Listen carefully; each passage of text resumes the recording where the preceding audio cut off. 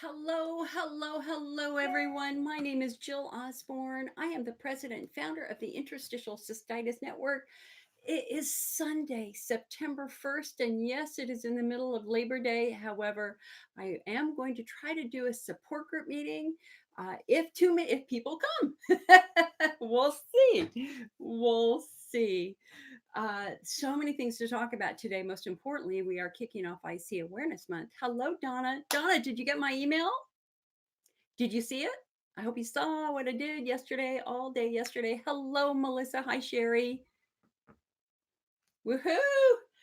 Woohoo! We're wearing the t shirt. Hi, Vanessa. Thank you. Happy Awareness Month to you, too. We got a lot of work to do, but we're going to do it together. We're going to kick some butt. Am I right? Am I right? Hello, Christina. Hi, Cheryl. Yeah, Donna, it was hysterical because I had to change all the images and oh my God, it's a whole nother story. So, my friends. Um, uh, I have a couple of things that I want to talk about today. Um, but when we just hang tight just a little bit, how you feeling? Anybody in a flare today? My bladder's pretty good today, I gotta say. Overall, comparatively. Hello, Lisa from Texas. Lisa, I bet you watched the US Open yesterday, and let me tell you, talk about some class. That was a great match. I know but I'm sorry, your bladder always bothers you. It sucks. All right. Hey, for those of you on Facebook, if you could please go into your IC groups and let them know we're doing a support group meeting, that's great. It would be awesome. Awesome, awesome, awesome.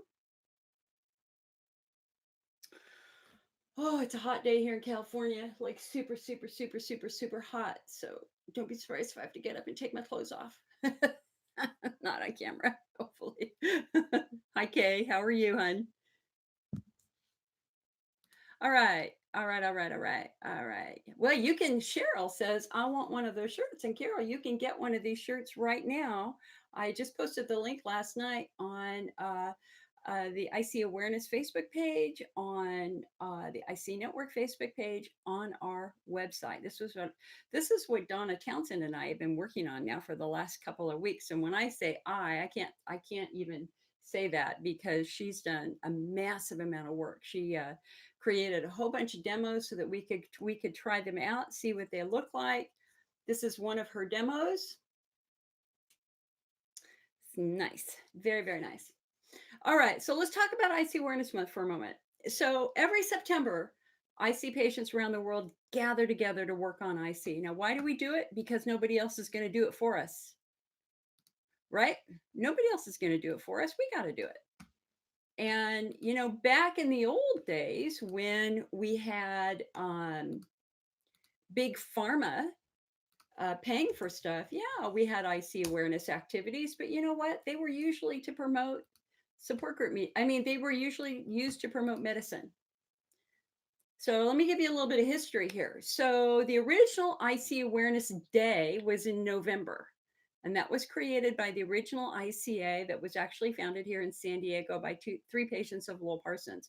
There were actually two ICAs. I don't know if you guys know that or not. The original ICA was founded in San Diego by three patients of Dr. Parsons.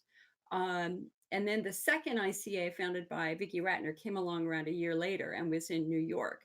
So the first ICA created an IC day in November, and it was their intention. That group's intention was solely on research. They were really, really, really focused on research. And in fact, Barbara Flanagan, the lady who started that, is still a friend of mine, and she's still working on IC research. She believes that some patients with IC have a variant of porphyria, and she's been working for 2 decades now to prove that. So, so again, one day in November. Then somehow it got moved to one day in October. I think it was because it was too close to Thanksgiving. And then that one day kind of morphed into 1 week. And by that time, the company that made Elmeron, which was several companies, Ortho Urology, Ortho McNeil, Johnson and Johnson, and now Janssen Pharmaceuticals, they're the ones who put some big bucks in. I don't know what their budget was, but it was pretty big. Um, and did a whole IC awareness week. I remember because they interviewed me, they interviewed the ICA, they did some activities. They had a mailer which promoted Elmeron. It is what it is. And it didn't really uh, penetrate the public. Because as you and I both know, there are many, many patients suffering in silence at home who think that there's no hope. And that's our goal. Our goal is to reach those patients. But eventually they backed off. They had some disagreements about what they believed IC should be. And they basically said, okay, we're done with IC. Um, and I know this because they called me and told me this. So I waited for about a year to see if the ICA was going to pick it up, but they didn't. So the IC network picked it up. So we have been running IC awareness activities now for about a decade. Um, One of the first things that we did is we looked at the month of October because it's very hard to get press in October when you've got the pink breast cancer awareness. So we had a big nationwide vote and to move it, and we ended up moving it to September. People were just starting school, people had a little bit more energy, the kids were away, whatever. September was the month. And then the other thing that happened was we voted on the color. We knew that the original IC materials done by Elmeron were in turquoise. There was a good track record with those. People recognized turquoise. And so as a result, we picked turquoise as, or teal, kind of turquoise teal, kind of a bluey teal. We picked that as the color. And again, that was a big nationwide vote. So, so we did a couple of weeks, but it really wasn't enough.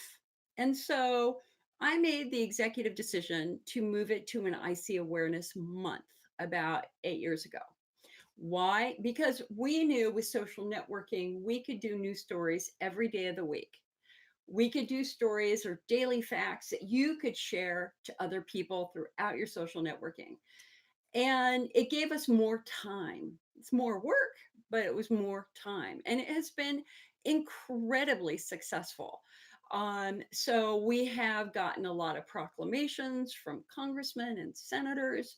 We have had tons of articles published in a variety of magazines.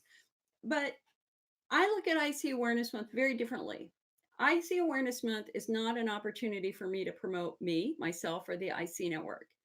That's not the purpose of it. The purpose of IC Awareness Month is to empower you because I don't live in your city. I do not live in your city. Um, and you're the one who knows how you're being treated. You're the one who knows if there are schools that are refusing access to restrooms for students with IC. You're the one who knows if you go to the emergency room if that they're telling you if it's all in their head, right? It's not me, it's you. And so our purpose with IC Awareness Month now is to give you the resources that you need to kick some butt in your town. In your town. Because it's not about me. It's not about any national organization. It's not about the IC network. It's not about the ICA. It's about your story with IC. Because here's the truth, the media doesn't want to tell a story about IC Awareness Month. They want to tell a story about how someone's life was changed for the better or for the worse, right? So if you go on over, so here's icawareness.org, icawareness.org. You can see the campaign for this year. And hold on one sec. I left something in another room. Hold on.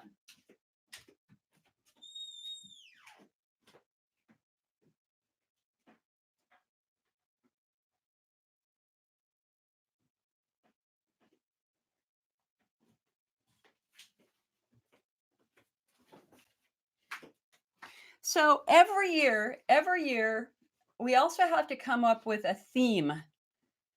And it's really hard to come up with a theme because how do we make a bladder issue or a pelvic pain issue marketable, right?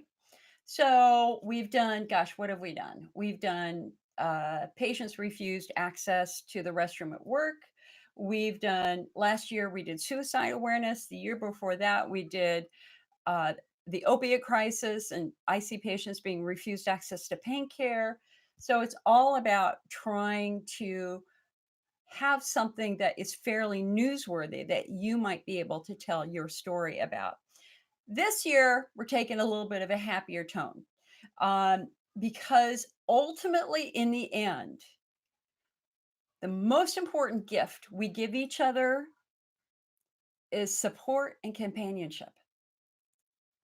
That when we have a shoulder to lean on, when we have a place to come where we can tell our stories, when we have a group of people who give us undeniable support through the best of times and the worst of times, we are stronger. We are stronger. And that is our theme. Our theme is we are stronger together. And we're honoring the support groups. We're trying to educate patients about the many ways that you can find others who share your journey and gather hope from them, strength from them, courage from them, support from them. And remember, this isn't just women, this is men. This is men. So 3 to 8 million women, 1 to 4 million men have symptoms of IC. Okay? In fact, the first support group I started called IC Redwood Empire here in Northern California almost had more men than women. It was so interesting. Here's our artwork for the year. So this is another t-shirt. Whoops, why can't I hold this straight? Okay, so if you go over to our Facebook page, oh gosh, I'm being so weird right now.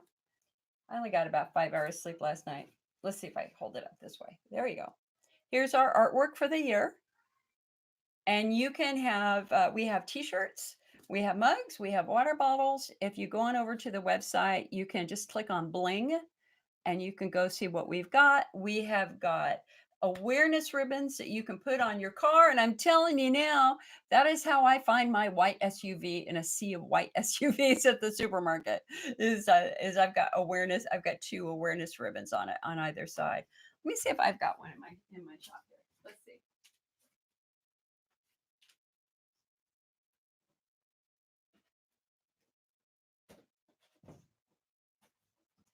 Now, looks like I've given them all away. Looks like I have given them all away. So, but we've got awareness magnets for your car. We also have, here you go, bracelets, awareness bracelets, silicone bracelets that you can wear. So, but now the real thing is, what can you do? What do I want you to do? Well, number one, I want you to have some fun with it. You know, I was working with an IC patient yesterday who, oh gosh, for probably almost 2 hours, she was in a really dark place, and just spent a lot of time with her, trying to give her the comfort that she needed, and the ideas that some ideas that would try to break her out of this. Um, it's very important that you not focus your entire day on IC, and that you not focus your entire day reading medical stuff. And uh you know what I mean, right? I mean, if you're spending all day every day reading medical articles, coming to support groups, all that sort of stuff, that's not healthy.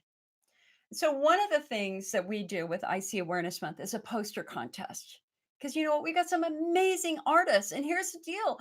IC doesn't turn off your ability to be an artist. IC does not turn off your ability to be a writer. IC does not turn off your ability to create things. So one of the things that you can do is you can enter a poster contest, and the winner gets $100 Amazon gift certificate. Um, the second place gets a $50 gift certificate, and third place gets $25. And let me show you, where is it? It's on the back of this.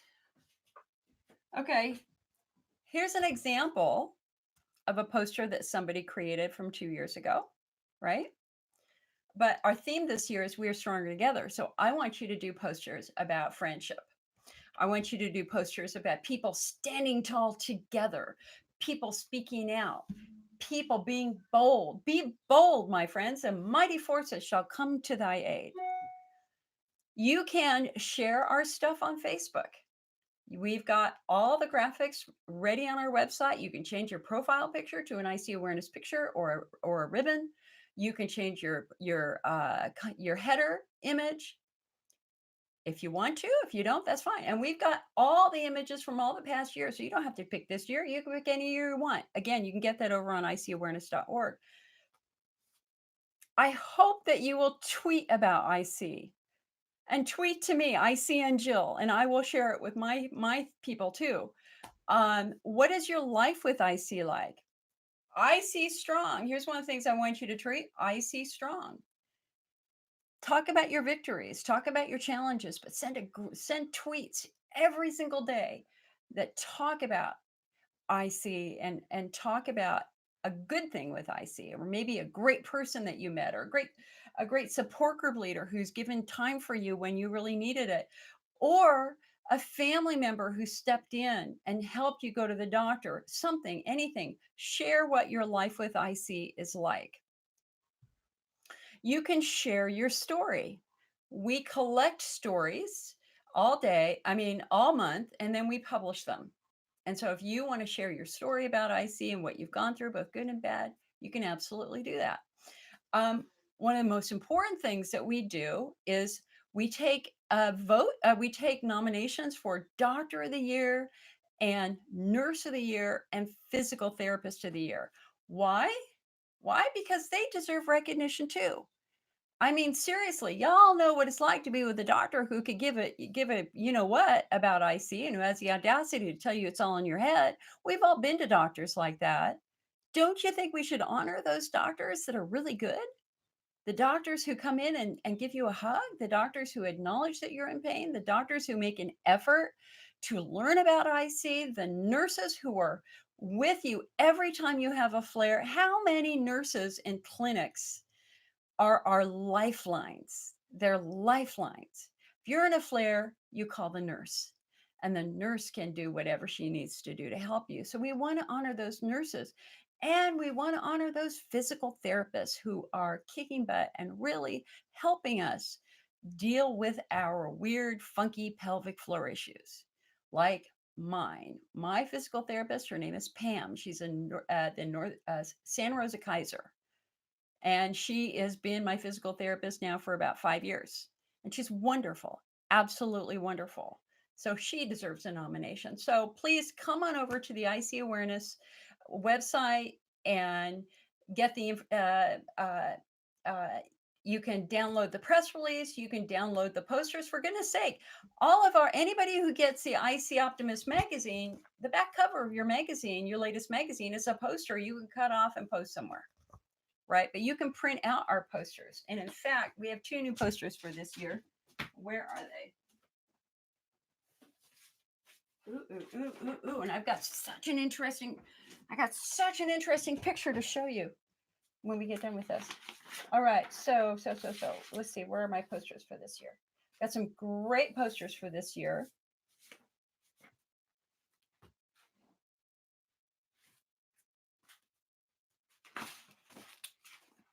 They will appear when they are ready to appear. They're somewhere in here. Okay, download the posters, make a poster. Gosh, what else do we do? We publish daily facts. I will put them on the IC Network page, on the IC Awareness page. You can get them over on icawareness.org. You can put them on Instagram, put them on Facebook. Get out there. Let's educate people as much as we can. And we list every support group that we know of, both support groups on Facebook, support groups in real life. I would really love it if you could check our support group listing over. It's called Get Support Today. Please check it and make sure that your group, whether it's on Facebook or whether it's on another website, is listed. And if it's not listed, you can send me an email. You can send us an email. There's actually a section for you to submit your group, and we will make sure that we get them added. The only groups that I'm not listing are groups where there's like an FDA warning about what they're talking about. So there was a Kratom group that wanted to be listed, and I respectfully had to say no on that. But if you've got a diet group, a foodies group, international group, healing IC naturally, IC warriors, pelvic sanity, Vancouver UTI girl, all those, I've got them listed on our website. Alrighty. So I hope that you will join us this year. I hope that you will, at some point in time this month, think about making a poster. Think about making a meme. There, we have hysterical memes. You know, those are those funny images. You can see all the ones that were submitted in the past over on the website. Alrighty, alrighty. And you know what? So good old Donna sent me a bunch of mock-ups, and I'm going to be giving a couple of T-shirts away today. So, including this one. So if you stick around, you might get an IC T-shirt for free. Now, the way we do these support group meetings, our purpose with these support group meetings is to make you so strong, so knowledgeable, so empowered that no one can mess with you. I want you to be able to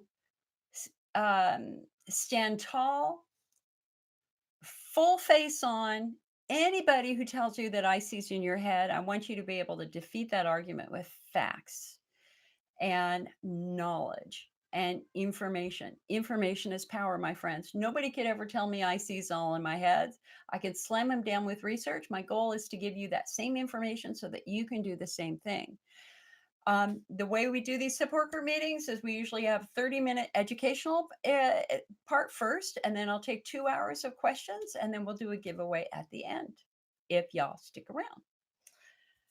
However, I have a book review. Have you guys heard about this book, The Vagina Bible by Dr. Jen Gunter?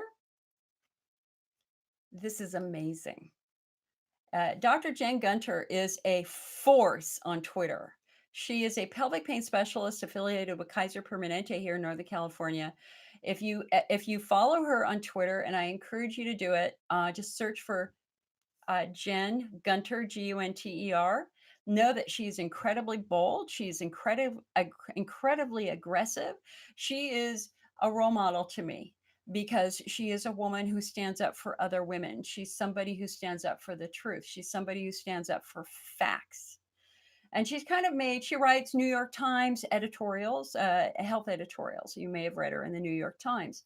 But she has kind of made her claim to fame because she takes on Goop, Gwyneth Paltrow's website Goop, that sells a lot of kind of very questionable things like jade eggs to put in your vagina or various vaginal steam products. And she is incredibly aggressive in wanting people to understand that that not only are some of these very, very dangerous, but they're a quick way to make people money, and there might not be any truth in it at all.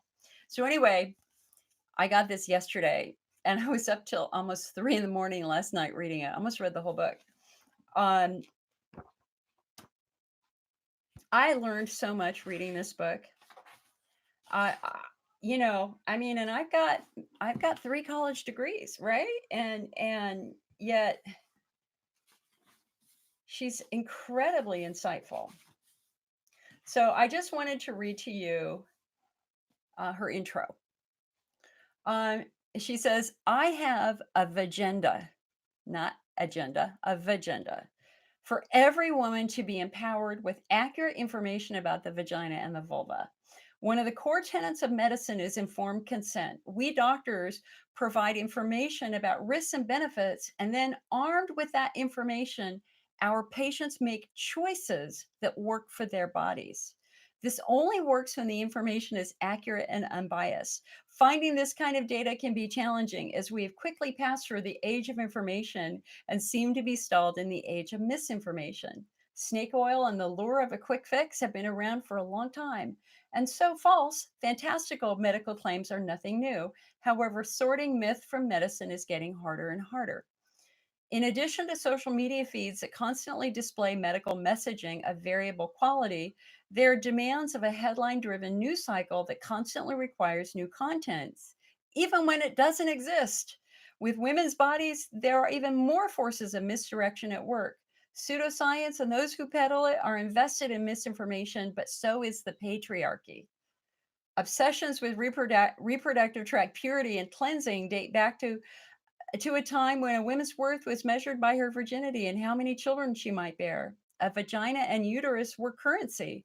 Playing on these fears awakens something visceral, and it's no wonder the words pure and natural and clean are used so often to market products to women. Members of the media and celebrity influencers tap into these fears with articles about and products to prevent vaginal mayhem, as if the vagina, which has evolved to stretch and tear and deliver a baby long before suture material was invented, is somehow so fragile that it is constantly in a state of near catastrophe.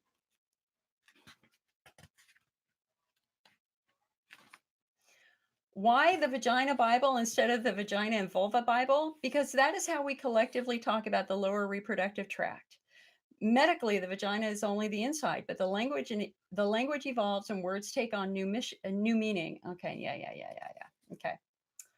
Um, the Vagina Bible is everything I want women to know about their vulvas and vaginas. It is my answer to every woman who has listened to me pass on information in the office or online and then wondered, how did I not know this? Um, And it's not a women's rights book, guys. It is the chapters are, I mean, the first chapter is on the vulva, and it's so interesting. She goes back to, as an example, the 1800s when doctors were just trying to understand the human body. But there was a tremendous shame that men were not supposed to look at women, right? And so those original doctors who were doing anatomy studies wouldn't look at a woman's body down there. They worked with descriptions that midwives gave them, which I thought was absolutely fascinating. So she gives some history there. One of the other things that she talks about is how much she rages at people who continue to market products that suggest that your vagina is dirty, douching, that you need douching, that you're not clean.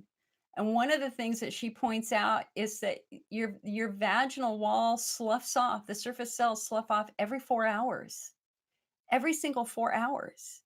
It's amazing. So she explains how that, and she explains about how when those tissues slough off, that they become targets for bacteria, and that's one of the ways that the vagina defends itself. Is bacteria attack the cells that it's sloughing off instead of actually real cells. So the chapters in this are just to kind of give you a clue because I really think every woman should do it. One's on the vulva, the vagina, vaginas and vulvas in transition through maturity, intimacy, pregnancy and childbirth, medical maintenance, food, underwear, lube, Kegel exercises.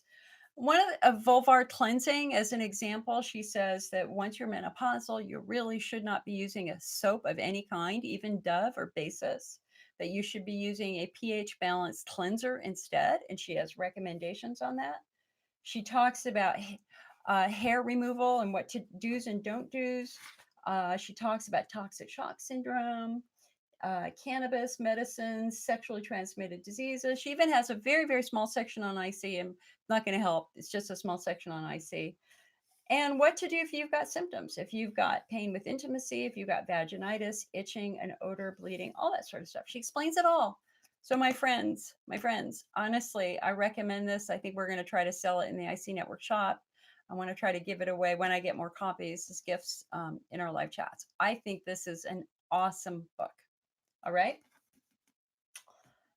Now, the other thing that I want to show you that is so incredibly cool is a picture from a research study that was released earlier this month.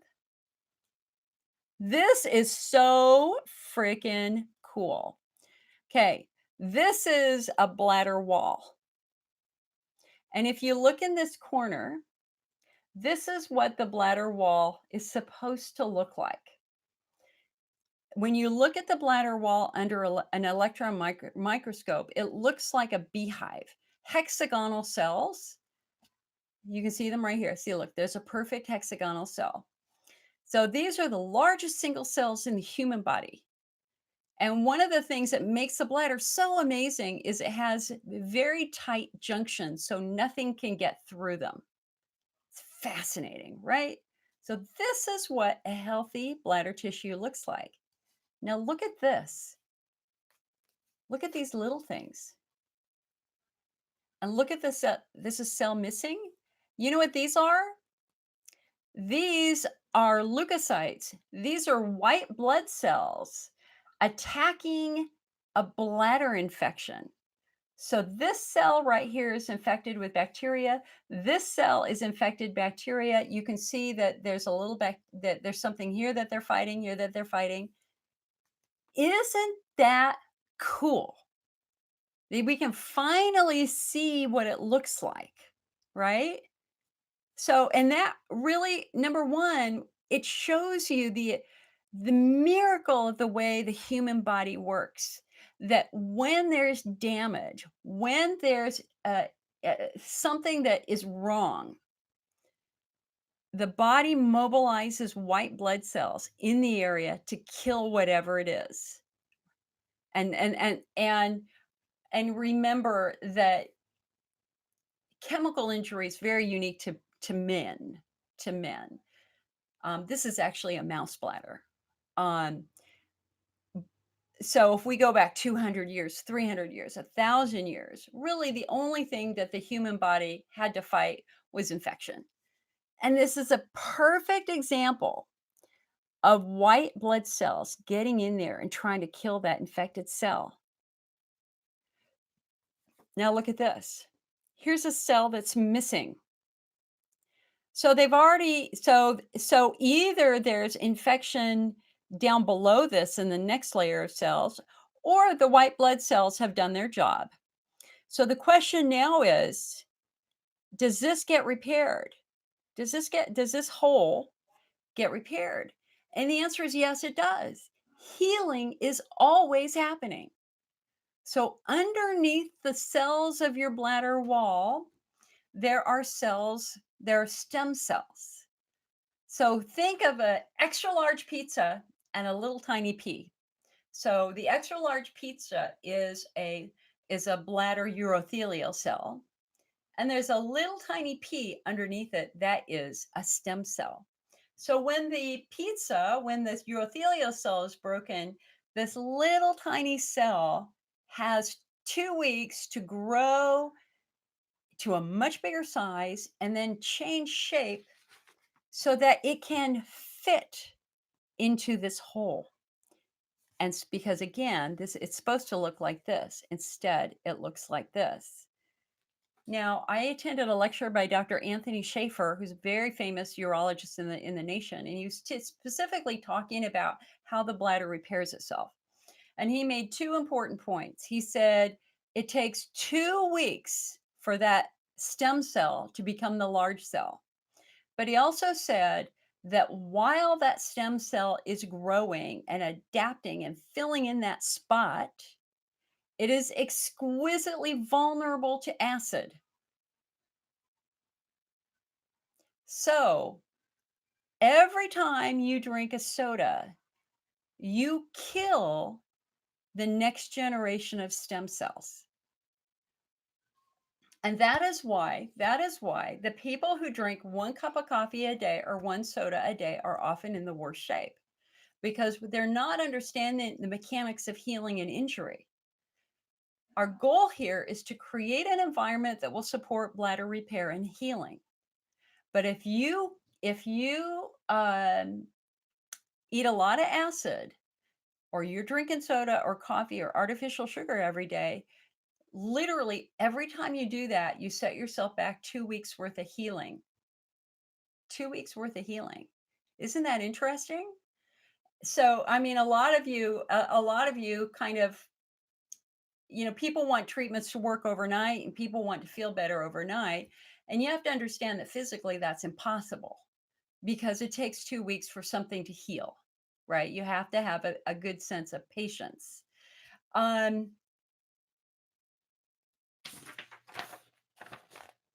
it's just so interesting. Well, I was going to say something else there and it just went right in my head, one ear, out the other. Anyway, you get my point, right? You get my point.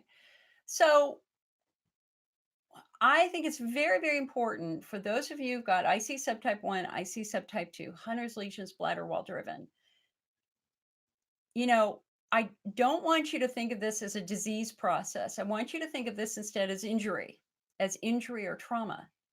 Because when you're thinking that this is a disease, an incurable disease, which of course we know is not true anymore, um, uh, you can argue, you can make arguments to yourself about why it's okay to do stuff. It's like, I'm not going to let IC rob me of something I love. I'm going to have that coffee. I'm going to have that wine, right? And you can justify it in your brain. But I would ask you instead to think about it this way. If you had an injury on your hand, a big open raw wound, would you pour acid on it? Would you pour coffee on it or soda? And the answer, of course, is no. And what would happen to a wound on your hand if you poured acid on it every day? Would it heal? No. It would get, it would start as a small red spot and it would get bigger and bigger and bigger. And then eventually you would have a wound and eventually your whole hand would get red and eventually your arm would get red as inflammation spreads. So your job is to create an environment that will support healing, the healing of those tissues. And yes, that means cleaning up your diet if you're IC subtype 1 or IC subtype 2. If you're IC subtype 3 pelvic floor driven, and you don't have diet sensitivities, the odds are your bladder's in very good shape and you probably don't need to follow the diet. If you're IC subtype 4 pudendal neuralgia, which again is triggered usually by very tight muscles squeezing nerves, diet may not be as important to you. However, if you're IC subtype 5 central sensitization like me, all the nerves on my body are sensitive. Hello, redhead, Norway. you know, uh, redheads are exquisitely sensitive. I know that it is in my best interest not to be doing foods that can be irritating. And so I do follow the diet, even though if you looked at my bladder's in very, very good shape. But here's the difference with central sensitization. You take somebody with a normal bladder, you could put 800,000 cc's of fluid in their bladder and they're fine for a couple hours. They don't feel it. You put 200 cc's of water in my bladder and I'm on my way to the bathroom. I got to pee. Our bladders are identical. They look identical. The difference is the nerves in my bladder are more sensitive. They're easier to turn on, just like the nerves on my skin and the nerves in my stomach. We call that central sensitization. So anyway, the point of this article, this was very interesting. They were trying to figure out why some people are more prone to infection. And what they were able to determine is that how the body responds to that very first infection will often determine if they are more vulnerable to subsequent infections. And if the body and or intervention can kill that infection quickly, then it doesn't increase your susceptibility. But if you've had a chronic infection, or if that infection didn't respond to treatment at first, or if it was missed for a couple of weeks and you got worse and worse, what they're saying is the longer an infection is not treated, the more likelihood there is that the bladder might be infected again. It might make you more vulnerable. But that's early research. But again, fascinating picture, right? I mean, on one hand, it's like, "Ew, God, I've got that in my bladder every now and then," but on the other hand, man, God, look at this. These are your body's fighters at work. This is you. Healing is always happening. Your body never stops healing. Your body's always trying to fix whatever's wrong. Our challenge, though, is that sometimes things can be complex, things can be challenging, like I see. So, all right, all right, all right. Why don't we take some questions? Actually, let me drink some water. Hold on, it's hot here.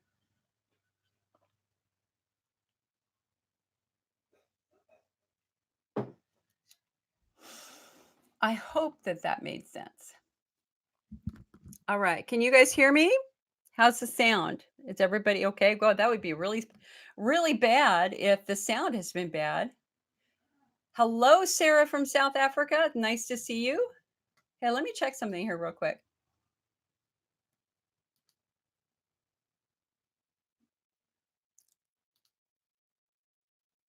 Well, my sound settings are right. So, okay, that's good.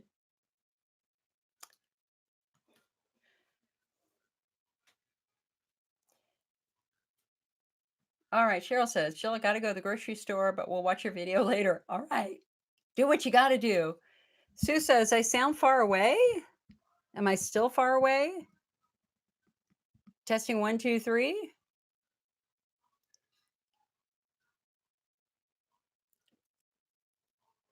Latisse, okay, now you guys, if I scroll down Facebook, I'm going to lose what I see earlier, which sucks big time.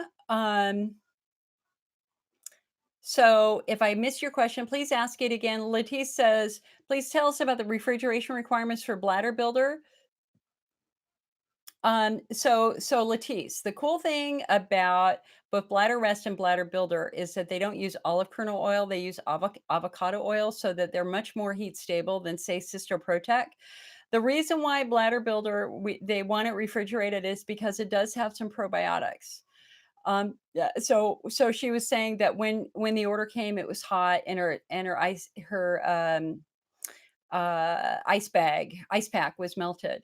Ice packs only last 24 to 36 hours. So really it's about what happens at the other end. It's very important when you ask somebody to ship you any of these supplements that you not let it sit in a mailbox. It is going to get hot, uh, but it's passing its heat stability test very, very well. It should be fine. It's not fine if capsules are sticking together. If you shake it and it's a hard lump, that means that supplement, whatever it is heat compromised.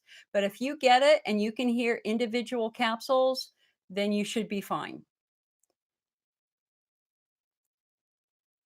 But again, the reason they want it in the refrigerator is just because of the probiotics. Okay. Okay, I'm gonna scroll down. I want to see the sound stuff, and then I'm gonna try to come up. Joni says September is also a childhood cancer awareness.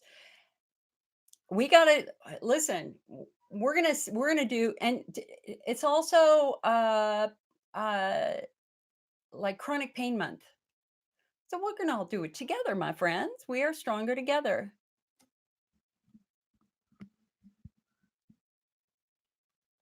And Cara says we don't do. Cara says she just switched doctors to insurance. The hospital doesn't believe in IC. They don't even do bladder washes. Well, we don't do bladder washes, Cara. There's nothing to wash out of the bladder. A bladder wash implies there's something that needs to be cleaned. There's nothing new that needs to be cleaned in the bladder. What we have to try to figure out instead is what is triggering your symptoms. Erica says she had a hysterectomy at 24. They nicked your bladder and then dismissed me. And Erica, I got to tell you, that's incredibly common.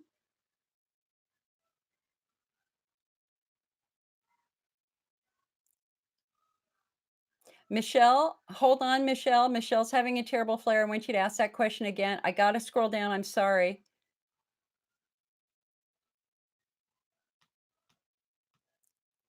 Okay, so almost everybody is saying the sound is good.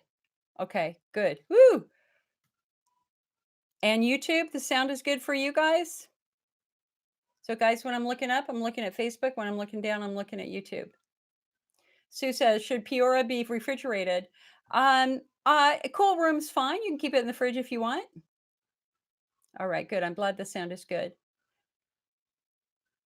Liz says, I just got diagnosed with vasculitis. What medications are safe to take? I don't know. I mean, when you've got, you do you have to use blood thinners, or are you not supposed to use blood thinners when you've got vasculitis? I don't know, hon. I don't know anything about vasculitis. I will just tell you that Elmeron is a blood thinner and heparin is a blood thinner. So you may or may not be able to take those. You'll have to talk to your doctor. Mindy says, "What do you think about low acid coffee with coffee tamer?" I'm good for it. I'm good with it as long as you don't feel worse afterwards. Okay. We have something called the coffee. It's like the 6-step coffee test. So no, the rule number one with coffee is never take it when you're in a flare. Never take it if you got Hunter's lesions because you got open wounds. Generally, what we want patients to do is start first with chamomile or peppermint herbal tea and see how you do. If you're okay with that, go to a brand rooibos tea, like the pumpkin spice tea that the IC Network sells is a rooibos tea. That's fine. If you're okay with that, you can go with an herbal coffee like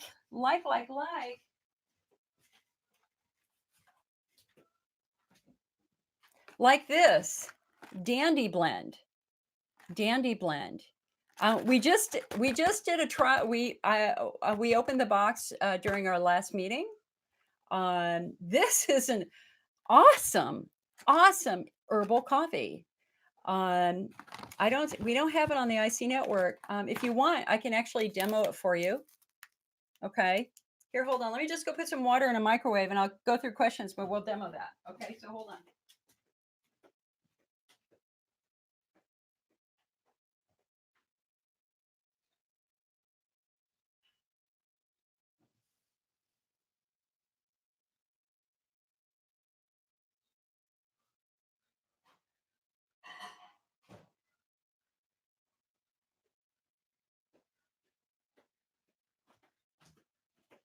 Okay. So we want you to, so we started with the chamomile herbal tea, with peppermint herbal tea, then we've gone to a rooibos tea. If you're okay with that, then you're going to go to a herbal coffee. If you're like Dandy Blend, Caffrey Roma, Pero, Caffix. If you're okay with that, then you're going to go with a low acid real coffee. And the coffees that you do,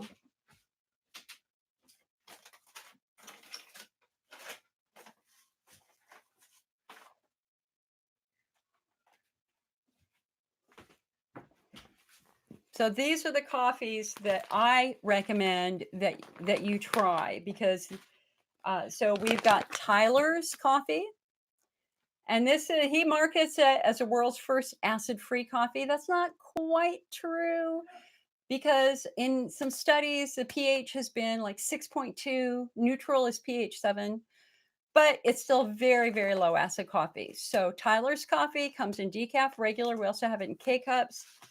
Another brand is Simpatico.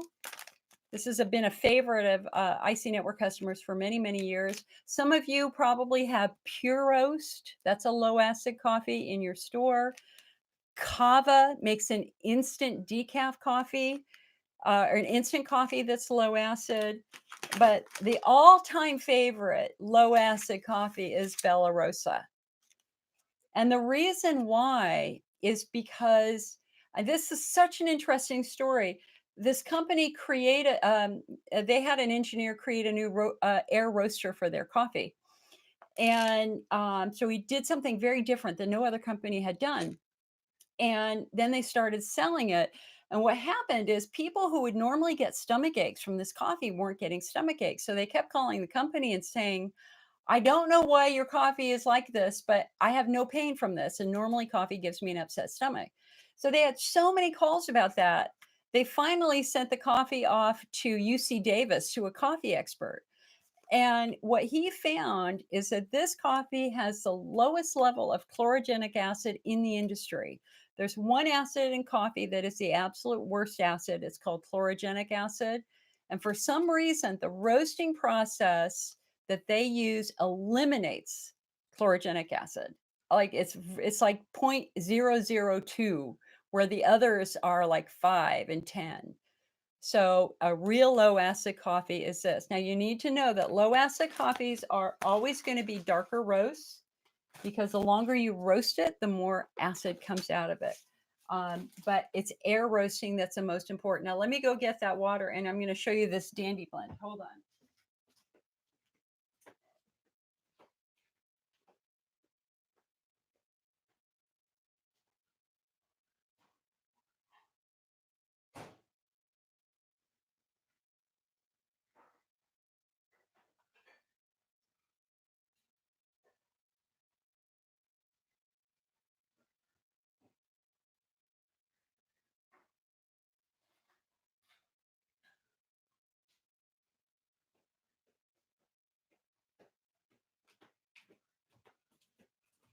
Alrighty then. Alrighty then. Okay. So here, this is, if you're interested, the Rooibos coffee that I recommend. I mean, it's one I drink it almost every day myself. It's really cool. So this is it's called pumpkin spice Rooibos, but it's really more kind of vanilla, kind of mild herby vanilla-y. So it comes in a little tea bag like that. So you can get that in our shop. But let's look at this. So I had a patient I was talking to about a month ago, and she told me, she said, I found the perfect coffee. And I'm like, okay, what is it? And she goes, Dandy Blend. And I'm like, what the hell's that? And she goes, well, it's an instant coffee with dandelions in it. And I'm like, what? Dandelion? And she's like, no, get it, try it. And it says, look at this. 100% caffeine free, no acidity, no bitterness. So I ordered it off of Amazon, and I'm like going, oh my God, I'm going to absolutely hate this. So here it is. So this is instant, right?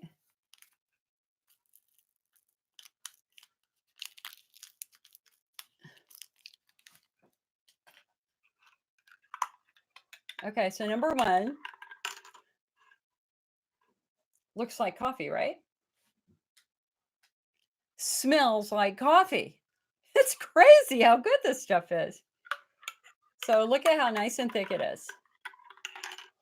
And, you know, which I don't want to get any of this on all the white I'm wearing today. Hopefully it won't spill anything. Okay, so I want to try to,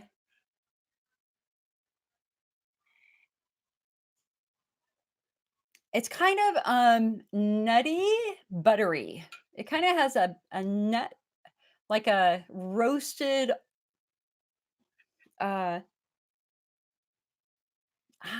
it's hard to describe. It's like a buttery roasted almond, or maybe another kind of nut in there. And I mean, it's good. It smells like, I hate herbal coffees like Ticino. Oh my God, gag worthy. It's so bitter. I'm gonna let it cool off. Well, let's see if I can taste a little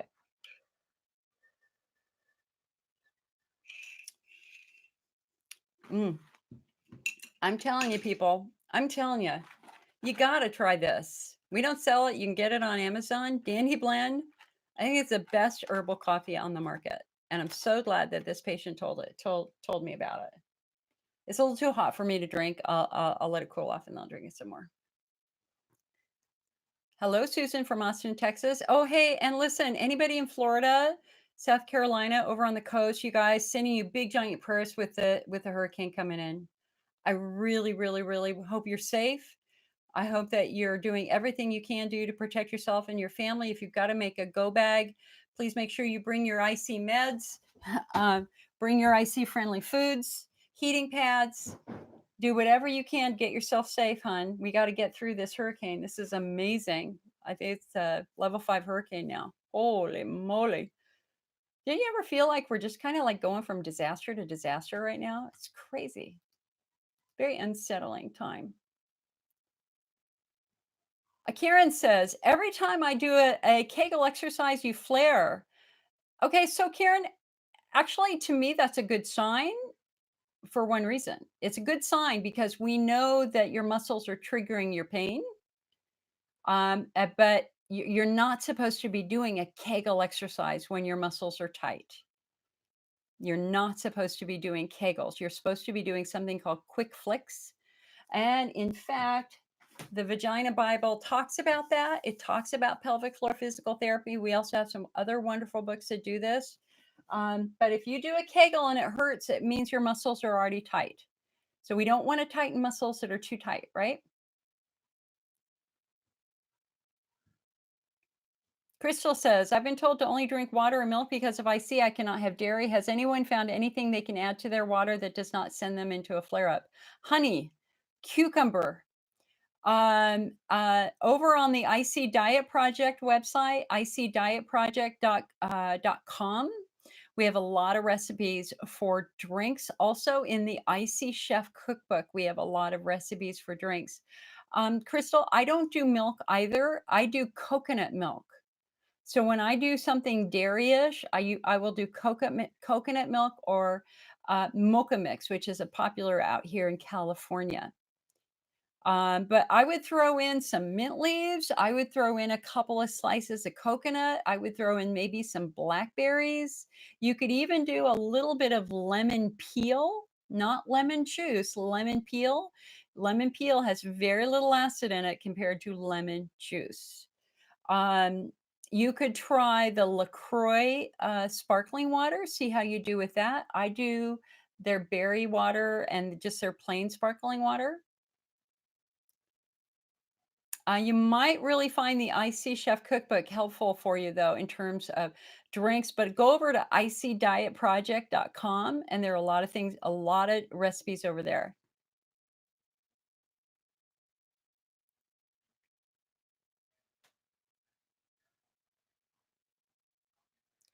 Tamara, I hope that the sound is better now.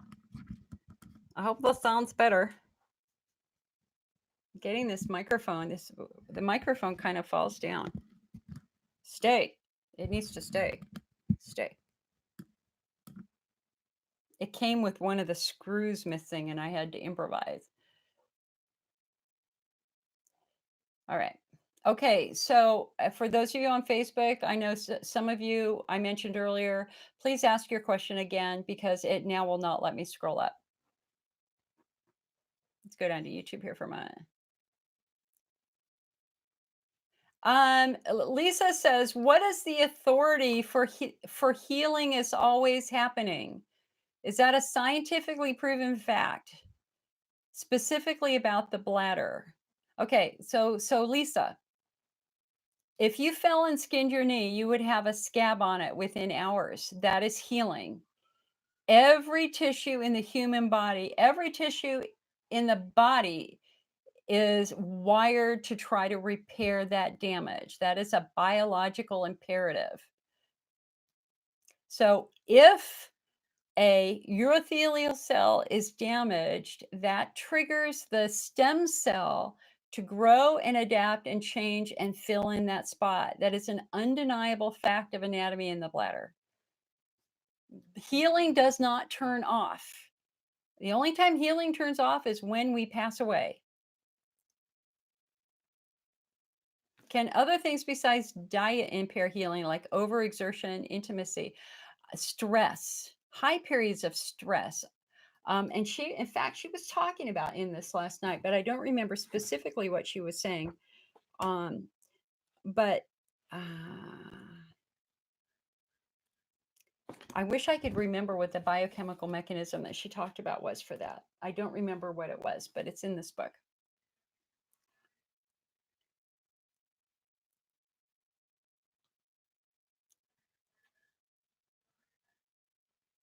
Kimberly says, you have found pH water. You know what? If pH water works for you, power to you.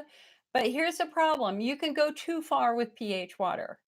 You know, you've got to remember that alkalinity is as bad as acidity. You know, I've got 2 degrees in chemistry. I've got a degree in chemistry and a degree in biochemistry pharmacology. And in our basic safety training, year one, they explained why we had to wear goggles. We had to wear goggles because if you spilled the sulfuric acid and it splashed in your eyes, it could blind you. But they also said if you spill the sodium hydroxide, it would also blind you. So sulfuric acid is acid, sodium hydroxide is alkaline. Our goal is to be pH neutral. And think about it this way, if you've ever spilled bleach on your finger, it gets very slippery. Why? Because the bleach is dissolving that superficial layer of cells. So if you want to drink alkaline water once a day, I don't have a problem with that. But if you're drinking alkaline water every day, all day, I think that's really potentially quite damaging to the bladder. Now, somebody wrote that she was in a flare, and hun, I hope you'll please ask that again.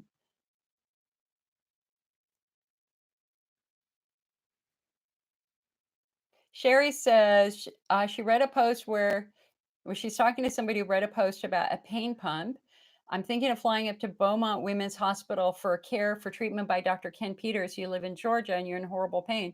Yeah, listen, there comes a time when your case can exceed the skill level and experience level of local doctors, and you really, really, really need to go see a national doctor to get a proper diagnostic workup so that they can figure out why you're in so much pain and then receive more cutting edge advanced therapies.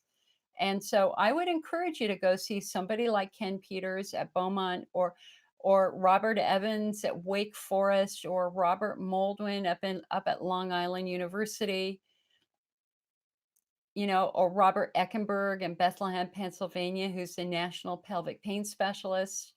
There comes a time when you might need to see a national expert. And I'm going to argue you deserve to see a national expert. Listen, if you've been in pain for a couple of years, if you're not getting better, if you're getting worse, then what the American Urology Association says it's time to revisit the diagnosis. Let's make sure we haven't missed something. Could you have a fibroid pushing on your bladder? Could you have endometriosis on top of your bladder? Could you have a Tarlov cyst off of your spinal cord? Could there be something else completely unrelated that's triggering all this? As an example, the patient that I was working with yesterday, her pelvic floor muscles are ridiculously tight.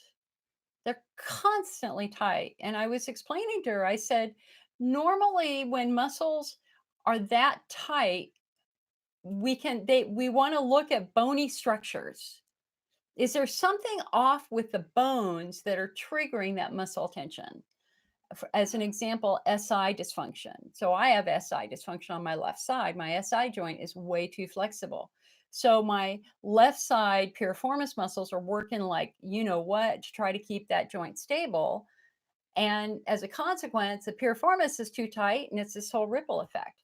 It starts with the bones, then the muscles start trying to compensate, but the muscles can't do the work. And before you know it, you've got pelvic floor dysfunction and pain.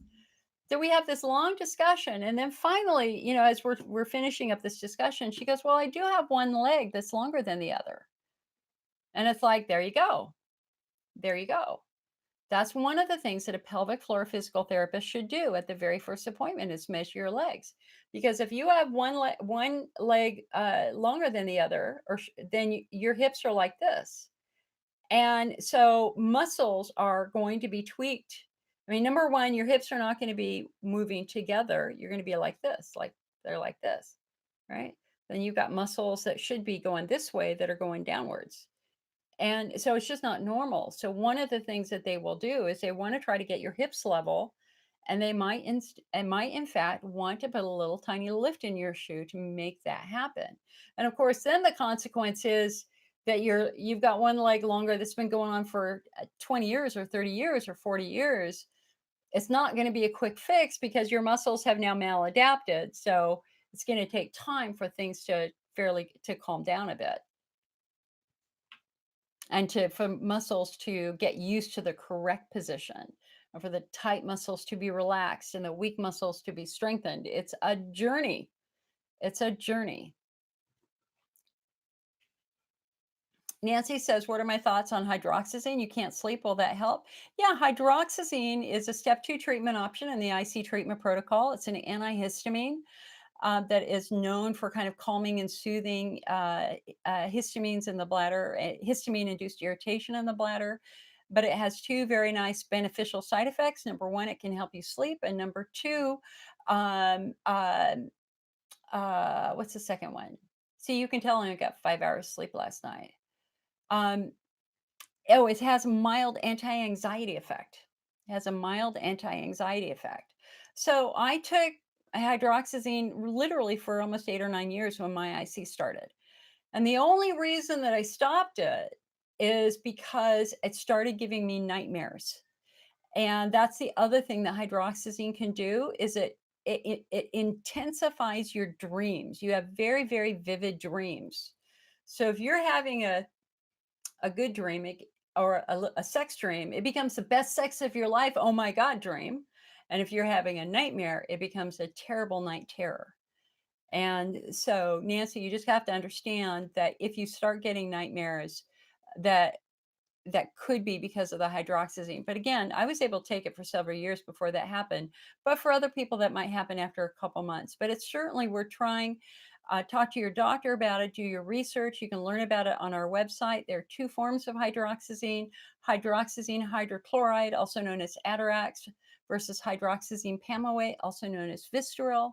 The pamoate is the better tolerated of the hydroxyzines. The Atarax versions are often generics. They often have a lot of extra junk in them that patients react to. So that pure hydroxyzine pamoate, known as Vistaril, appears to be the best tolerated of them.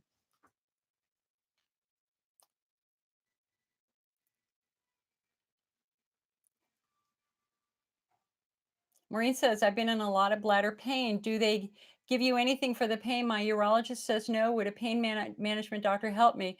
Maureen, but prior to the opiate crisis, I will tell you that pain care was a standard operating for IC. I mean, I was given opiate medications for my IC in 1993 that I believe saved my life because it gave me some relief from the pain.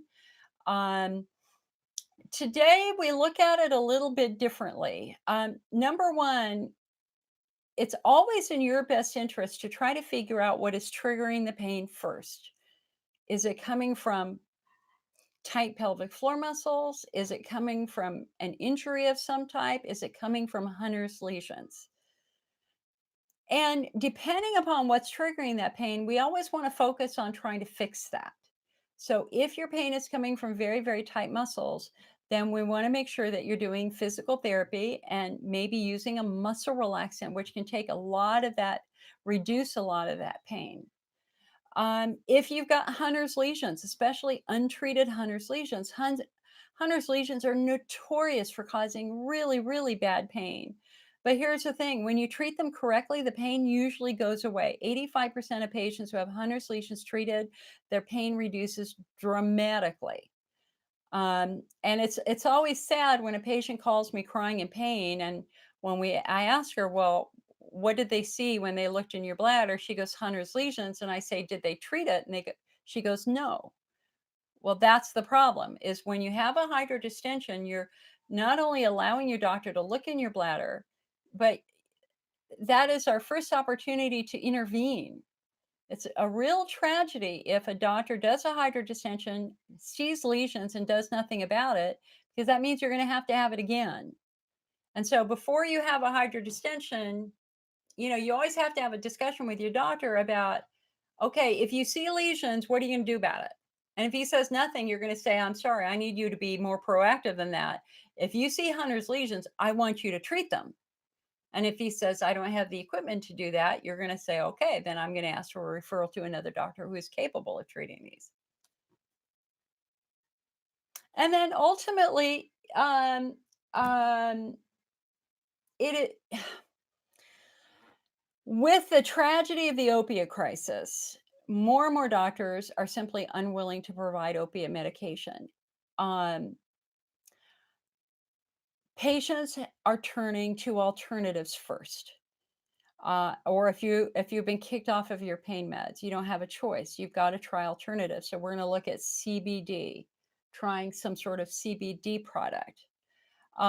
Usually a lotion that you would rub in, or you could do something like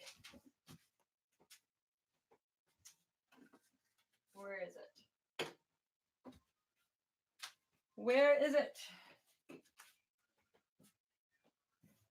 Ah, here it is.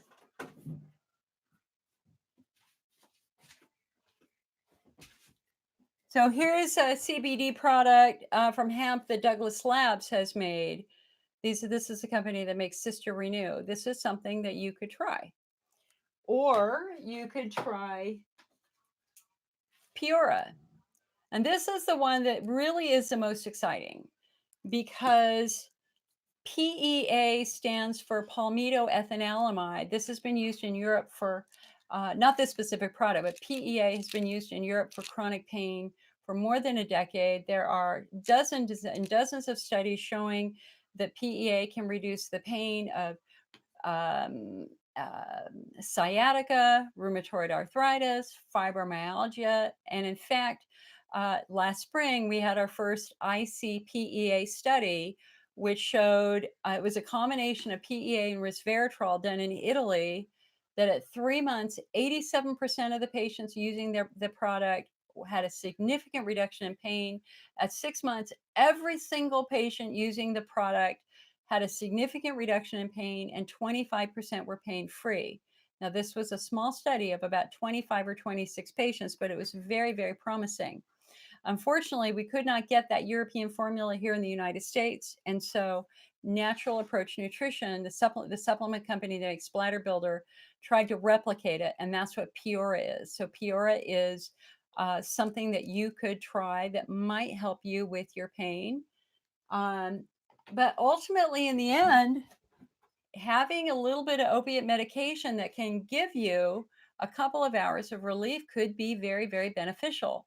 If you look at the AUA guidelines for IC, you will see that they want pain treated compassionately and aggressively. The American Urology Association wants pain assessed at every appointment, and they support pain therapy, including the use of opiate medication.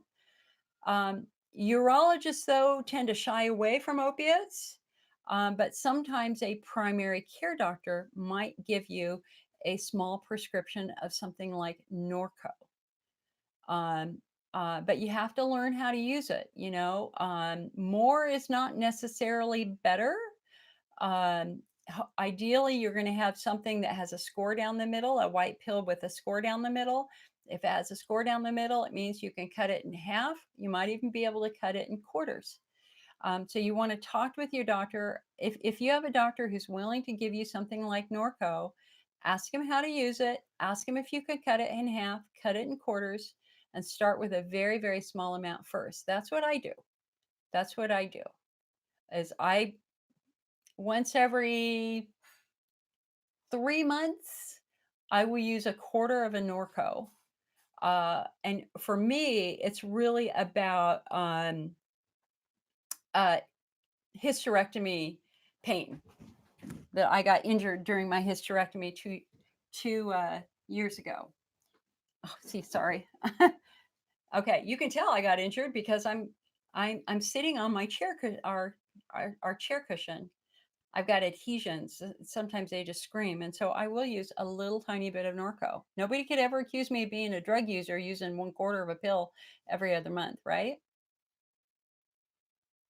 And sometimes patients need to use more than that. I know that I'm an exception. I don't want anybody to feel bad if they can't do a quarter, if they have to take a whole pill, but you have to work with your doctor carefully. Here, guys, hold on a sec. Hold on a sec.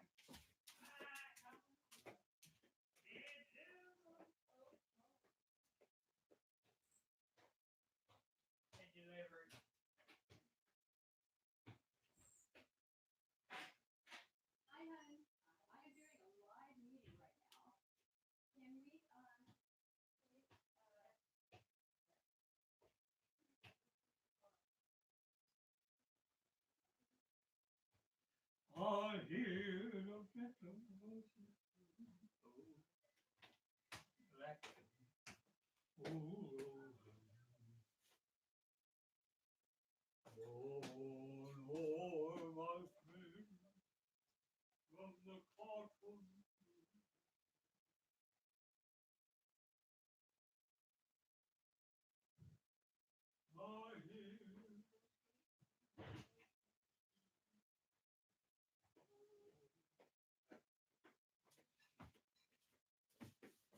that was, I'm getting a delivery right now of more heating pads. If you've ever seen our bladder and prostate friendly heating pads, it's a perfect shape. It's the perfect shape. You know what? Hold, I need to write her a check. Hold on. I hate to not pay her. Give me a moment. Give me a moment. Sorry.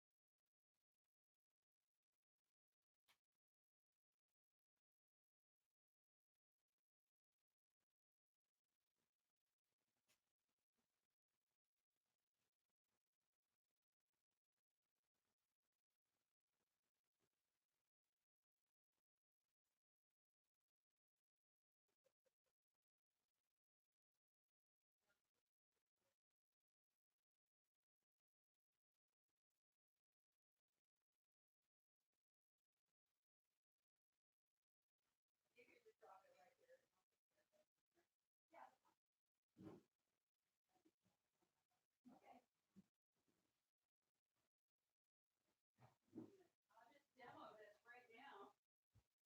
Perfect timing.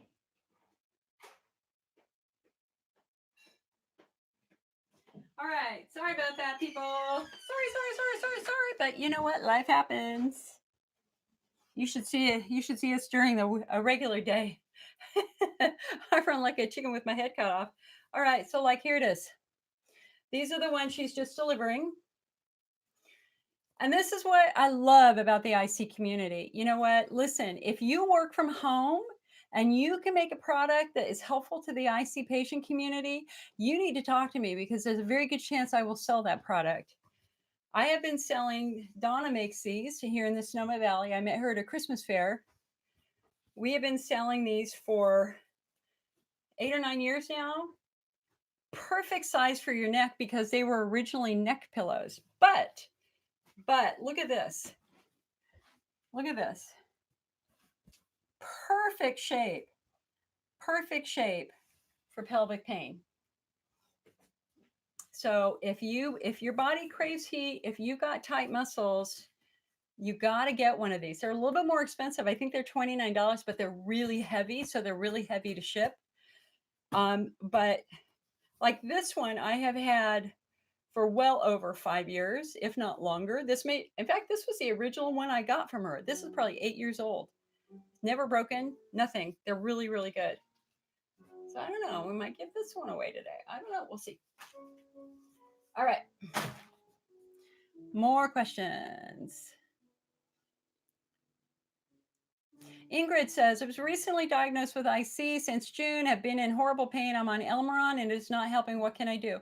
All right. So Ingrid, it all begins first with your subtype. You have to have a very clear understanding of what your unique presentation of IC is. Why? Because we're like snowflakes.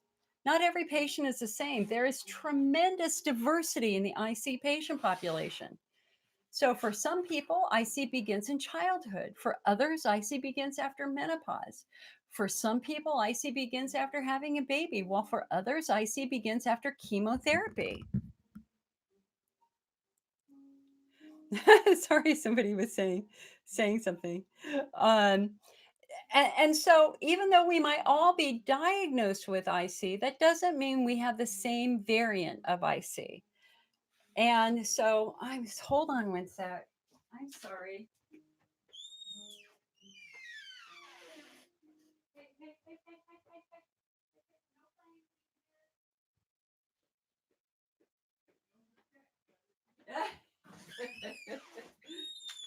Sorry, my dad was starting to go on the piano and I had to stop him. I don't need piano in the background of this. Okay, so what doctors have been doing now for about the last decade, decade or so, oh my God, it's one of those days, is we're doing something called subtyping. We're trying to understand your unique presentation of IC so that if we can better fine tune the treatments for you. It's all about creating a customized treatment plan for your unique presentation of IC. So in Europe, they have 12 variants of IC and they base it on what they see in your bladder. They rule out a ton of stuff and also on your symptoms. So in Europe, there's 12 variants of IC. And in fact, in Europe, only patients with Hunner's lesions are diagnosed with IC. Everybody else is diagnosed with bladder pain syndrome of some type. In Canada, they use 6 variants. They use a system called the U-Point phenotyping system to make their diagnoses. In Asia, they call it hypersensitive bladder, and they have their own unique system in Asia. In the United States, we don't have an agreed upon system yet, but I use a system that was created by Dr. Christopher Payne, who ran the IC research program at Stanford University. Now, when he introduced 5 core fundamental subtypes, but he did it in a really provocative way. And I have the links to his articles on our website in our subtyping section. He argued that we should treat IC patients like cancer patients. Now, of course, when I read that, I was like, oh my God, why would you say cancer and scare people? And his answer is, of course, not to do that. And he said, no, no, no, no, no.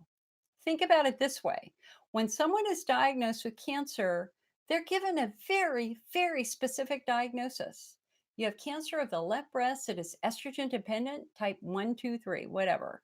Or for me, complex endometrial hyperplasia with atypia and a vague architectural complex, also known as early uterine cancer. And with that specific diagnosis, the cancer patient and the doctor know exactly what to do next, which for me was a hysterectomy 2 years ago. Okay. And he says the problem with the diagnosis of IC is that there's no intuitive pathway. You really don't know what to do next. So, how do we get that intuitive pathway? We get it with specificity. So, here is his system.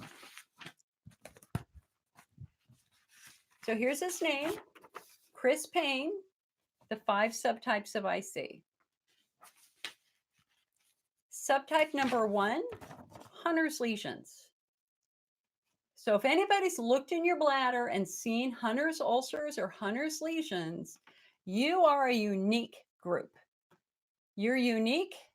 Everyone in the world agrees that patients with Hunner's lesions are your own unique group. And Hunner's lesions now, we know Hunner's lesions don't respond to Elmeron.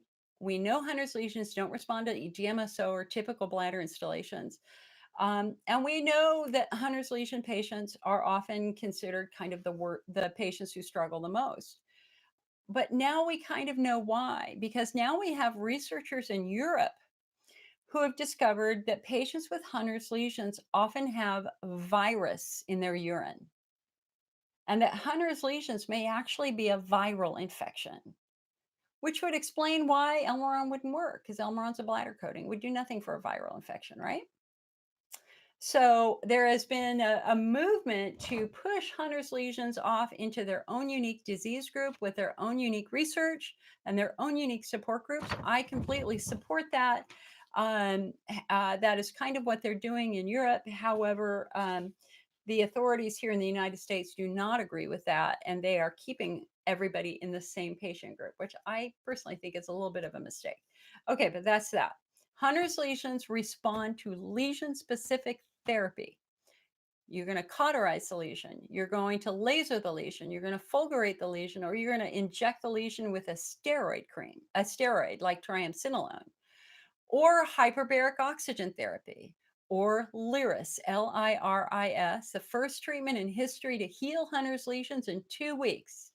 Very, very exciting that we have this. On the other hand, unfortunately, the company shelved it earlier this year and it's not available. So, and again, as I said earlier, Hunter's lesion patients absolutely have to follow the diet because you've got big wounds in your bladder. And I have a picture. Let me see if I can get the picture here.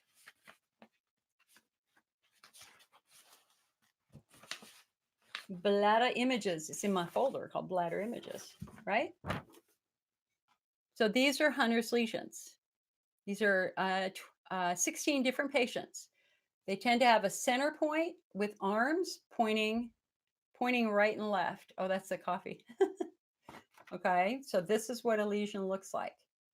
And again, if you're going to have a hydrodistension with cystoscopy, you want to have a discussion with your doctor ahead of time and make sure he has a plan if he's going to see these, because when we treat them, they respond beautifully.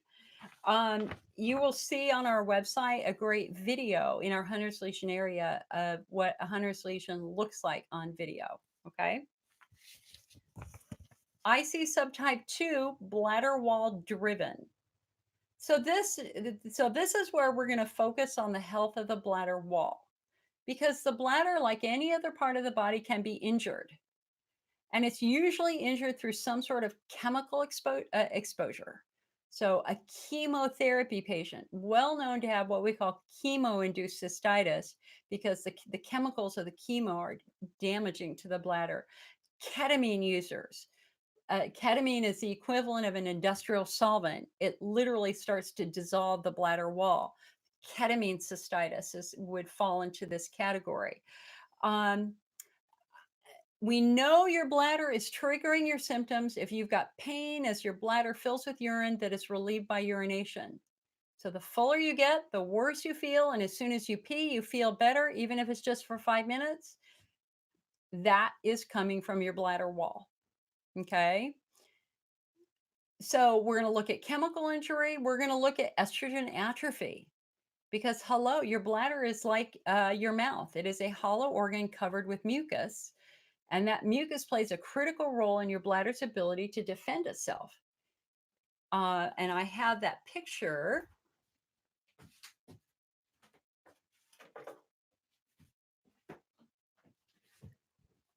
Okay. So look, here's a 3-dimensional picture of the bladder wall. So we've got a nice thick coating of mucus. We've got 4 to 5 layers of urothelial cells, and we've got blood vessels and nerves down here. And you will see the purpose of this coating is to keep whatever's in your urine off of these cells, right? That's the purpose, to keep it off these cells. If it's damaged, look, these go right into this area. And so that picture I showed you earlier is a perfect example. You could see urine going into the holes created by the damaged cells, right? Okay, so this nice thick coating is estrogen dependent. So when you're young and you've got lots of estrogen, you got lots of mucus, your bladder can defend itself well. When you're older and you're menopausal, you have much less estrogen, therefore you have much less mucus, therefore your bladder is going to be much more vulnerable. So again, so let's look at this picture again for a moment, okay? So when this bladder filled with urine, urine got right deep into the tissue. And that's what triggers bladder pain and bladder discomfort and frequency urgency.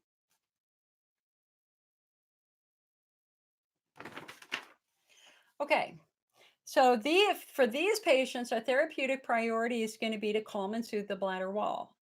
And so you might be using a bladder coating, like some of the supplements, Elmeron. Although Elmeron is now linked to eye damage, so not really using a lot of Elmeron these days. A bladder installation, a heparin, a lidocaine rescue installation. Somebody mentioned earlier bladder washes.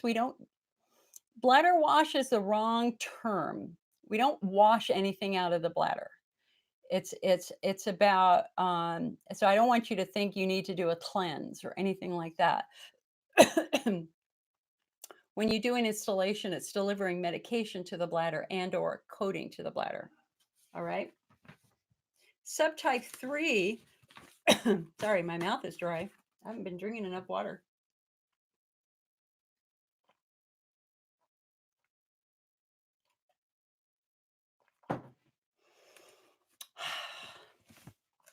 Pelvic floor driven. These are the patients whose symptoms began after some sort of muscle trauma. This is a bigger subtype than the bladder wall subtype, you might be surprised to learn. So these are the patients whose symptoms began after a car accident, a fall, having a baby, having a surgery, a history of athletics, a history of repetitive pelvic trauma, such as if you were an ice skater, or if you were a gymnast, or if you were a football player. Eventually those muscles in your pelvis can be compromised. Your pelvic floor muscles go from left to right, front to back, low to high. But what makes the pelvic floor so incredibly unique is it's the only major muscle group that also controls major bodily functions. And that means there's a hole in there for for urine to get out, so that your urethra. There's a hole in there for you to have a bowel movement, your rectum. And there's another hole in there to insert a penis, aka the vagina. So when these muscles are tight, they start restricting blood flow. Tight muscles, when you have tight muscles, it's hard to pee. It's hard to have a bowel movement. Intimacy is painful, if not impossible, because if your muscles are locked down, it's hard to get a penis up in there, right? We call that vaginismus. If your muscles are too weak, things fall through and you could have a prolapse. Let's see. Here's a handy dandy demo, right? Okay, so here's a healthy pelvic floor, basically holding all your organs in place. And if that pelvic floor gets weak, look what happens. Things start to fall. And that's what we would call a prolapse. So I've been a support group leader for 25 years. This is my 25th anniversary this month, actually. As a matter of fact, I started my support group in September 1993. Wait, is that my 26th? Holy crap, it's my 26th. It is, isn't it? Oh God, I missed a year. Okay, here's the reality. You talk to any support group leader back then, we all had patients who never responded to oral medication. And they were a great mystery. But the mystery has been solved. Now we know why they didn't respond, because their problem really wasn't with their bladder. Their problem was with their pelvic floor. And so for these people, our therapeutic priority is to get healthy muscle tone again. So, and how do we do that? We do that with muscle work. It's not a pill, it's muscle work. So at your first appointment, they're going to look at your body, they're going to look at your hips, they're going to measure your legs, they're going to look for tension patterns, they're going to have you walk up and down the hallway, see if you're favoring anything, and eventually they're going to do an internal examination, either vaginally or rectally, okay? When they do the internal examination, they're going to look at 3 distinct layers of muscles. They're going to start with the shallow muscles by your urethra, and they're going to go all sides. They're going to do left side, right side, front, back, right? Then they're going to go up to the middle level, and eventually they're going to go to the deep level. And they're touching muscles. They're touching different muscle groups. Their goal is to try to figure out which muscle group is the injured muscle group. If you, for example, have pain on your left side, if you can point to a specific location for your pain, that really is a sign that you could have a trigger point there, or you could have some other dysfunction in that location. That is a very unusual. Most IC patients cannot point to a spot. If you always can point to a spot, it's right here every single time, that has to be your focus with your doctor. You've got to ask them, what is at this location? Is it a trigger point? Is it an adhesion? Like for me, I have left side adhesions. And ultimately, in the end, with pelvic floor driven, it's going to take time and work working with a pelvic floor physical therapist first to try to figure out what you should be doing and not doing. Somebody said in here earlier, doing a Kegel exercise hurts. Yeah, you don't do Kegel exercises when you got tight muscles because here your muscles are already locked down. And what are you doing? You're doing something to make them tighter.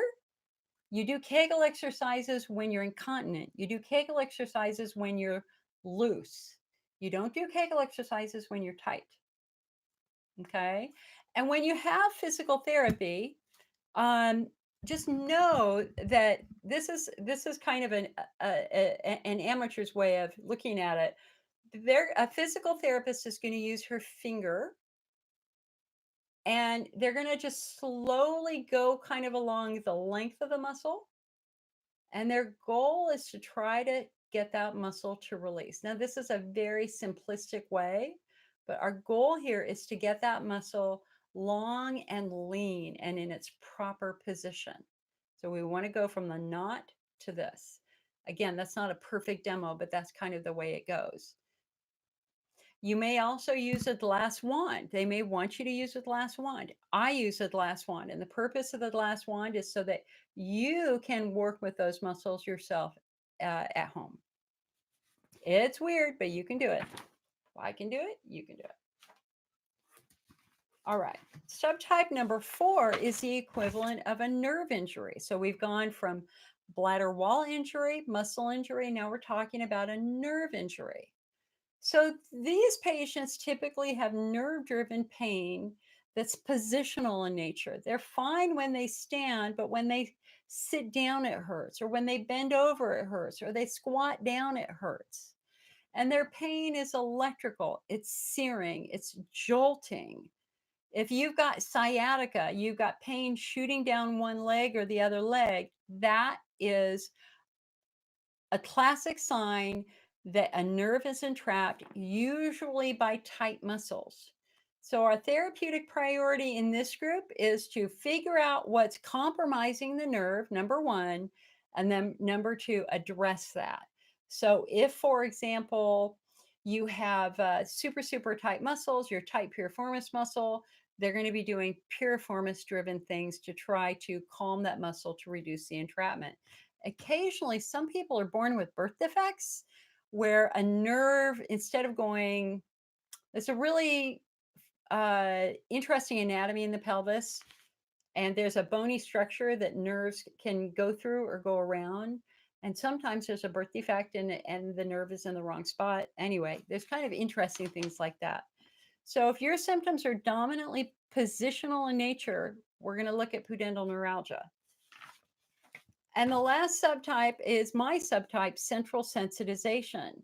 So these are the patients who often have other family members who also have IC, characterized by super sensitive skin and sensitivity throughout our body. We tend to have a sensitive stomach. We tend to have a sensitive bowel. We tend to have a sensitive bladder. We are exquisitely drug sensitive, food sensitive, and we have a wicked sense of smell. Like I've found many gas leaks in my neighborhood. I think I just found another one this winter, which was gas bubbling up through a crack in the street. They were stunned. It's like, how do you know that? And it's like, I just smell it. And it was a very, very minor little gas leak. And so if you have a super wicked sense of smell, then you may also have a little bit of genetics at play. Genetics is, we don't look at this, I don't look at this as a disease at all. For many of us, it's just the act of inheritance.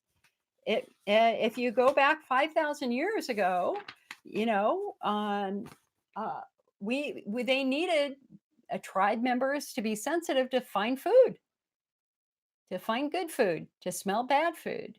So there is an evolutionary priority in being sensitive. It doesn't necessarily mean it's a bad thing, but it does mean that life in 2019 is challenging because we have a lot of things in our daily life that can trigger those sensitive nerves, most specifically chemicals. So the odds are if you've got central sensitization, you're already You've already adapted to it. You're not using fragrances in your home. You're not using Febreze or scented candles in your home. The odds are you're not particularly happy in the city. You prefer a quieter environment because of noise sensitivity. And our job is to protect the nerves. So my priority on a daily basis is to I'm not going to fight it. I'm going to respect it. It's how I was born. So I would never do caffeine willingly. I don't have any intention of turning my already sensitive nerves on. And I go over and above to protect my nervous system. I don't bring scented candles into my home or anything at all like that. Now, central sensitization can also happen after a major injury. So, if you've ever had a knee injury, let's say you broke your knee, so you've broken the bone, you've damaged the nerve, and you've damaged muscle, and you've also damaged nerves. Well, bone heals, muscles heal eventually, or you have to work with them. They might be damaged, but they're usually quite workable. But what happens to nerves in that place? A damaged nerve becomes a sensitive nerve. It's a nerve that's easier to turn on. So think about all those people who can tell when a storm is coming in because their knee starts to ache. That is just the legacy of that original injury and some nerve sensitivity in that area. So, your job, if you're newly diagnosed, is to try to understand your anatomy. You are a mystery to be solved. You are an anatomical mystery to be solved. There are other things that can also trigger this, like fibroid tumors, like bladder endometriosis, like Tarlov cysts. And ultimately, as you go through that diagnostic process, it's a very specific checklist of things we want to rule out. And we also want to rule out chronic infection because some patients absolutely do have chronic infection in their bladder. It could be bacterial infection or fungal infection. And that's a part of IC subtype 2. I didn't mention that earlier. All right, let's keep going. Isabel says, what's the best water? Spring water. Just spring water from a good company. Connie says she takes a hot bath to relieve pain. That's good because heat relaxes muscle. Tanya says stress adds to her pain. And stress adds to my pain too. Absolutely.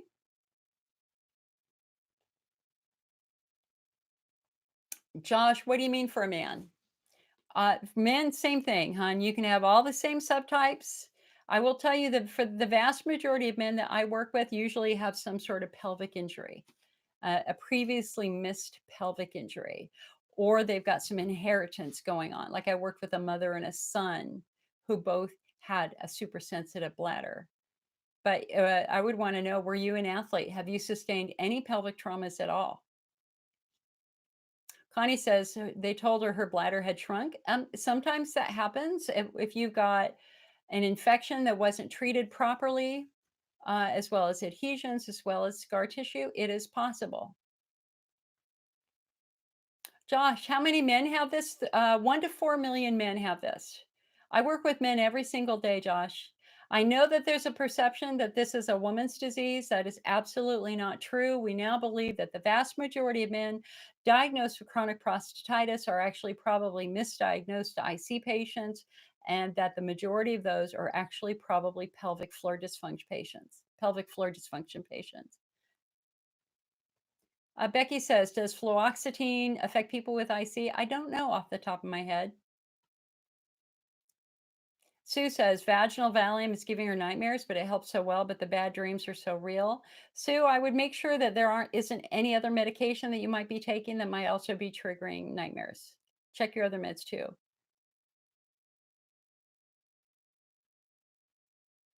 Sue said Peora gave her a little bit of diarrhea, so she cut back to one a day for a while, and that's improved. Good. You would be the first person who's reported that, but I totally believe you because we're all freakily sensitive. I respect that. Pure is only meant to be done one a day, two a day at the most anyway.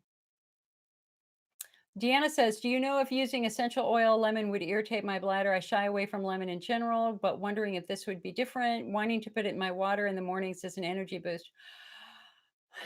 Oils in general are, um,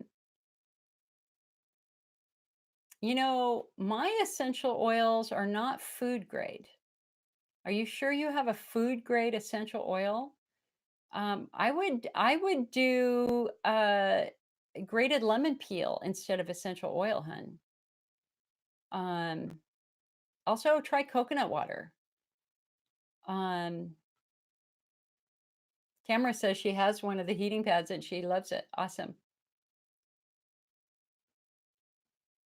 Ingrid, I've IC diagnosed with it in June. I've been on Elmeron since June, having a bad flare up there in my back bad. What can I do for that? I'm also going crazy with this pain in my family also. So Ingrid, so the question is it kidney pain or is it muscle pain? That's a challenge with lower back pain. I mean, you know, you've got two big giant muscles or big ropes, so like this big in diameter, called the psoas muscles. And the psoas muscles go from about here all the way up your back. So they're like this long. And so when those psoas muscles get tight, they can really hurt bad. So if your back pain is on your left side or your right side, or if you can push in and you feel that pain in your muscles, then I would definitely be doing heat and doing things that would relax your muscles. But if your pain is internal pain, if it feels like it's your kidneys, man, you got to let your doctor know. You want to make sure you don't have a kidney stone or something else going wrong with your kidneys that might be causing some of that sharp low back pain. Low back pain, you know, consistently to me points more in my personal experience to tight muscles. I don't think I've ever had kidney pain in my life, knock on wood. Josh, my son has IC, has had it for about 8 years. He just started on Elmeron. Hope it helps. How do you spell the Peora drug? I can't find it on the internet. It's on Amazon, hun. It's Peora. But hey, Josh, I'd love to talk with you on Monday or Tuesday. On Tuesday, and see if I can help a little bit more with your son. I don't know how old he is. I mean, these supplements are really for adults. So you know, we want to be careful with your approach with that. But I'd love to hear how old he is and hear a little bit more about history. And I might be able to refer you to a doctor who has more experience with children. You know, I will tell you that my first symptoms happened in junior high in seventh grade. And that was actually frequency urgency. And that was, in hindsight, um, probably the first sign of just having a super, super sensitive bladder. They thought I had an infection. I remember having to swallow 16 pills at one shot. So I may have had an infection at first. I don't know. Beatrix, is there any alternative for caffeine? I'm suffering from lethargy and extreme tiredness due to not being able to drink coffee, and it's really affecting my work performance. Any ideas? Well, Beatrix, I would try just, decaf coffees always have a little bit of caffeine in it. And so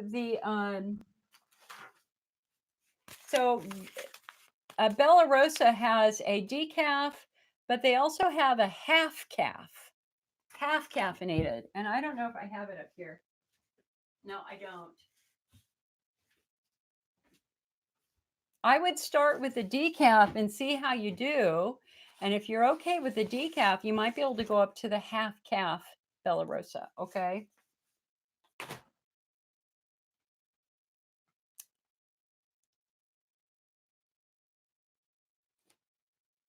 Hey, and Josh, over on the IC Network website, icnetwork.org, you can find our phone number. It's at the top of every page, 800-928-7496. It's also on our Facebook page right here. So please feel free to call, and I'd be happy to spend some time with you. Lily, I'm seeing a neurologist because I've developed numbness and electric shock sensation in my feet. No diagnosis yet, but the doctor gave you gabapentin. It may help IC too. What IC symptoms can gabapentin help with? Gabapentin helps calm nerves down. So gabapentin would be one of the first things that they would give for any nerve-driven pain, whether it would be a vulvodynia-driven pain or a central sensitization pain. So gabapentin's been around for a long time.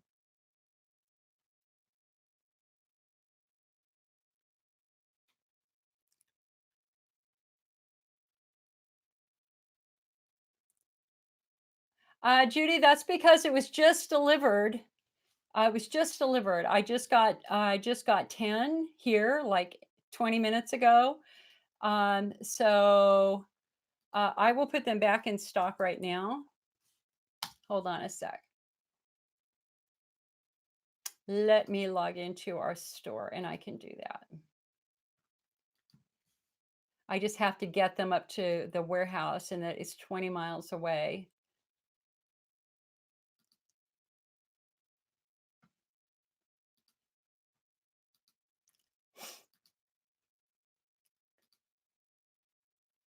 All right.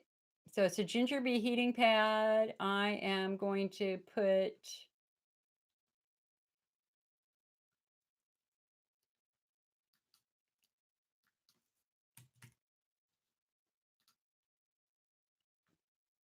all right, it's back in stock. I just put 10 in stock so you can get it now.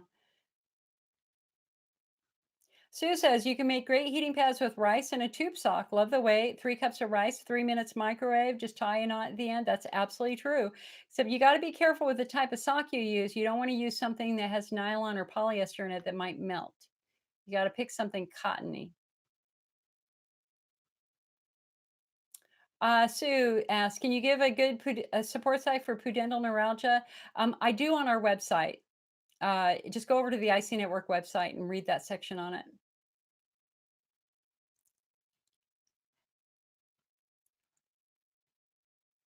Michelle, can I go swimming in my saltwater pool while in an icy flare? Can it make it worse?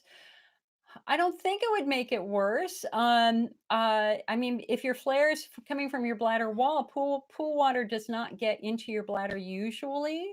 For some of us, it did. I was a swimmer, and I will definitely say I took pool water into my bladder when I swam, which doctors say is impossible.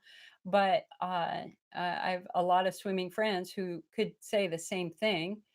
I think you won't know until you try. Why don't you try a little bit and see how you feel? I mean, if it really relaxes you out, makes you feel good, it might relax those muscles and might make you feel a little bit better. But the odds of it doing into your bladder, getting into your bladder are, it's usually not normal. Hello, John. Nice to see you. Linda says, every time I get into salt water, I get a terrible flare. It may happen up to 2 days afterwards. Okay. I respect that. Sarah says, can you have more than one subtype? Absolutely. If you have anything that's painful, your muscles are going to get tight. So, so pain and muscle tension go hand in hand. I call it the chicken versus the egg dilemma. Which comes first, the chicken or the egg? And for us, it's which comes first, the bladder or the pelvic floor. For some people, they get an injured bladder and their bladder's throbbing in pain. And so what happens is the pelvic floor muscles will get tight in what we call a guarding reflex. So for these patients, our therapeutic priority is to calm and relax the bladder. When we do that and the bladder starts screaming, it stops screaming in pain, the muscles should release. Okay, so those are the people who are going to be following the diet, doing the rescue instills and stuff like that. But I want you to consider the alternative. What if you have a perfectly normal bladder, but your muscles get injured, bam, and they start squeezing your bladder? Okay, now you have no idea you have a muscle injury, none.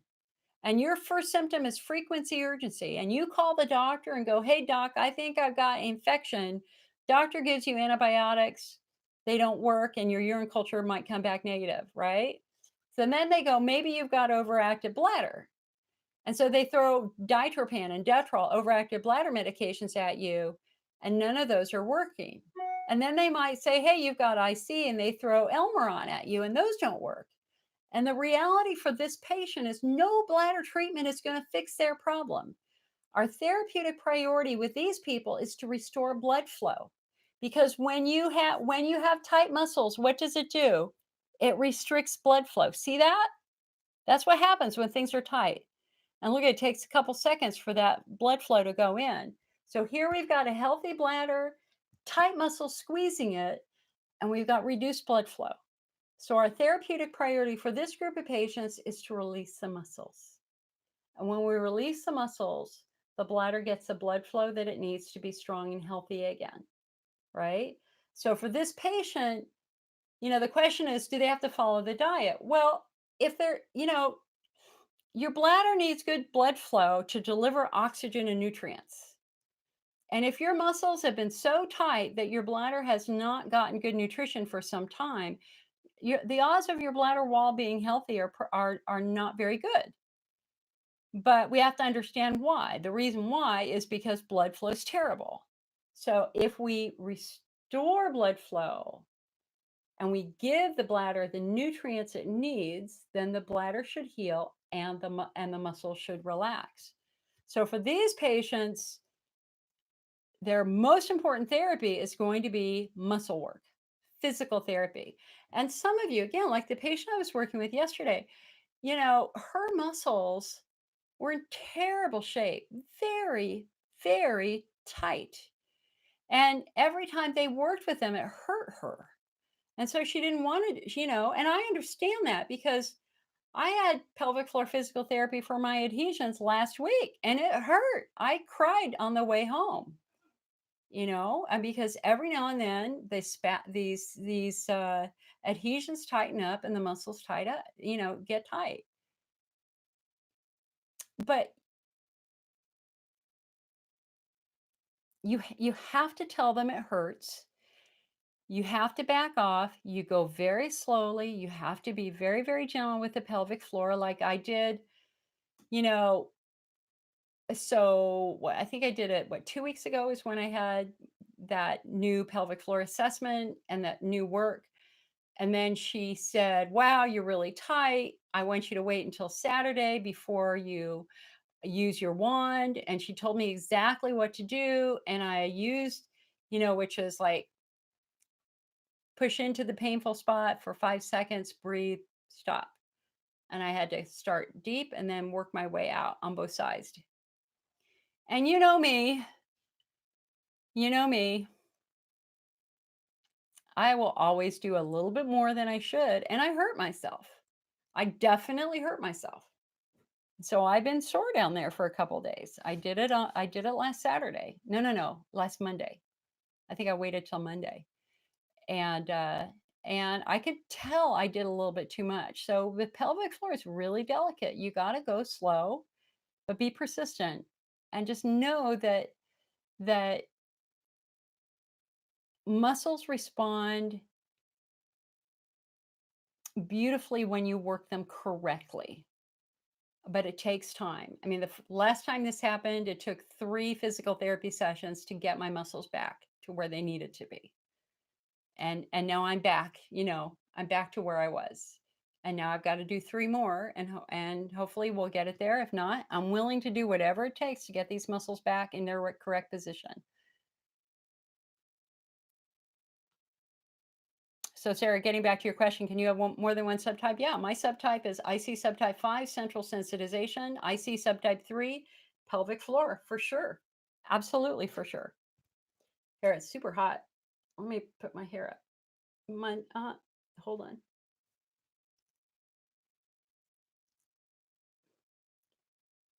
Hey, I missed some. There we go.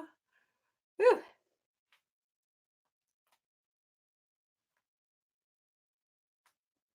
All right.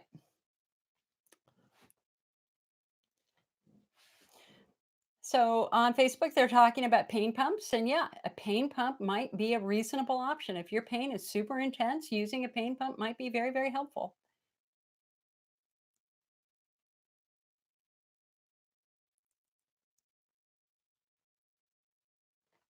Usually, pain specialists will work with a neurologist who can do pain pump surgery.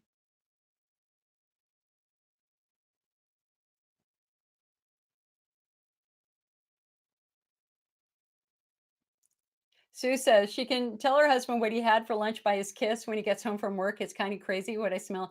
Sue, I am exactly the same way. I used to drive my ex batty. I could tell him exactly what he'd eaten that day. Exactly. Just by kissing him when he came home from work. It's crazy.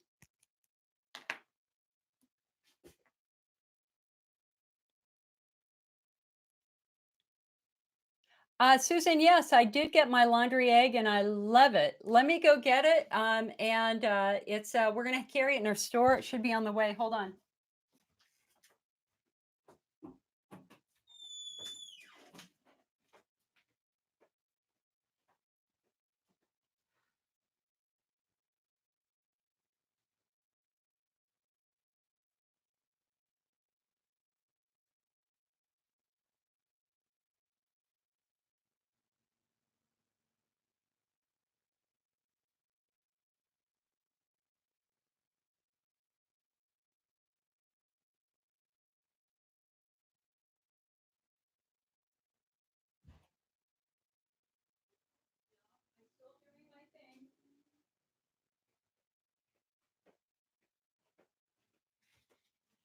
All righty then. Hopefully, I'll have a demo that I can put here in the. All right, so guys, this is an Echo egg. Boy, I'm really sweating. Sorry. All right, it's really hot here. So this is you use this instead of laundry detergent. And so you can hear this, right? There are minerals inside it. This is made in England, and this is recommended by the people by the Eczema Association because it takes all of the irritating chemicals out of laundry detergent. And so you just throw it in with your wash. I wash this shirt with this. And I wash all my laundry now with this. You get 200, over 200 washes with one egg before you have to replace the minerals. It's really interesting. And so we will have these in our store. I have to say, I'm absolutely in love with it. Anything that I could do to get chemicals off of my skin is important. And interestingly, that is something that Jen Gunter talked about in this book on her in her discussion on vulvodynia. She did the same. She kind of poo-poos the white cotton underwear thing. She says that's ridiculous. We were all told when you have vulvodynia to only wear white cotton. She explains that that isn't necessarily the case. But she does talk about the chemicals that we know will irritate the skin down there.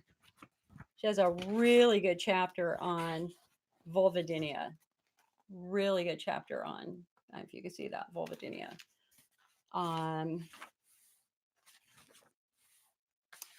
So the therapy is topical lidocaine, which I'm using right now, estrogen cream at the vestibule, oral nerve pain, all that sort of stuff. Physical therapy to relax the muscles of the pelvic floor because we know that that can trigger it. Nerve blocks, biofeedback, all sorts of stuff. She talks about the low oxalate diet, all sorts of things like that. Hold on a sec.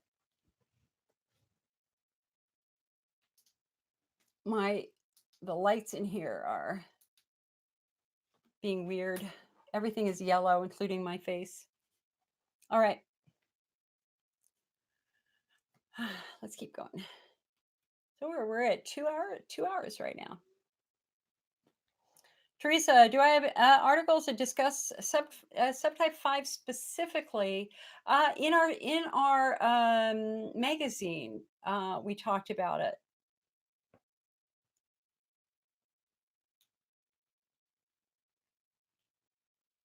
You and I are the same, Teresa. We are definitely the same. Sue, is laundry soda safe to use? Looking for a way to soften laundry without dryer sheets. Says it's the same as baking soda, but does all better. Actually, what Jen Gunter said in this book is to use a little bit of vinegar. Where you would normally put your fabric softener, put some vinegar in there. Miranda says, how do I find out what subtype you are? Is there a quiz you can take? No, if you go over to our website, watch our video and read our section on the subtypes. And we have a link to the article that talks about it.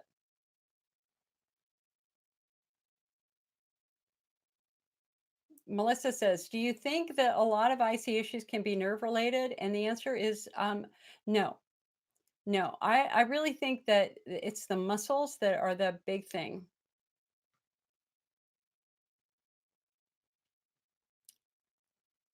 But it for some people it is, just not for everybody. Susan, when do I think the Mama Strap packs will be back in stock? I don't know. You can call the store tomorrow and ask Heather. Heather does all the ordering. Miranda says, "Can tape cause IC?" I don't know. I don't know what you mean by tape. Miranda, can a hysterectomy cause IC? I don't think I had any problems till my hysterectomy. Yes, it absolutely can, because hysterectomy can really mess with the pelvic floor, and or hysterectomy could leave could damage the bladder or leave a stitch through the bladder. So yes. Cheryl says, "What kind of wand do you use?" I use the IC Relief wand that we sell in our shop. Lily says, "Can almond milk irritate the bladder? I know we're all different, but wonder if anybody has a flare up from it." The reason why you might flare from almond milk is because of the oxalates. And so I would switch to coconut milk. A lot of people can do it, but a lot of people can't. Diana says, "Have you heard if Wellbutrin causes retention?" I don't know. Let's look it up.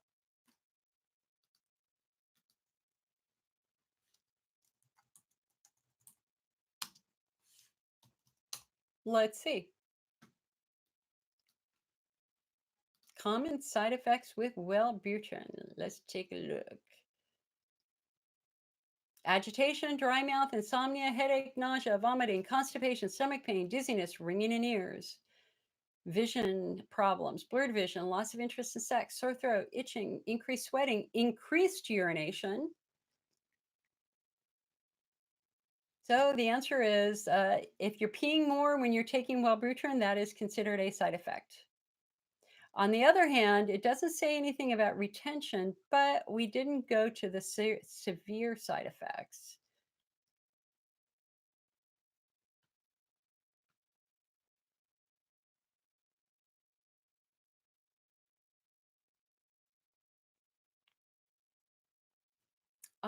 Hold on. Let's see if we can find that. Wellbutrin severe side effects.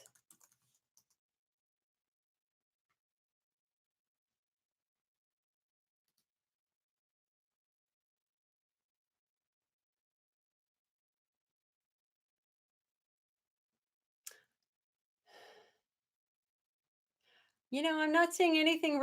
I'm not seeing anything related to urinary retention. But hold on. Rare side effects. Holy hell, there are a lot of rare side effects here.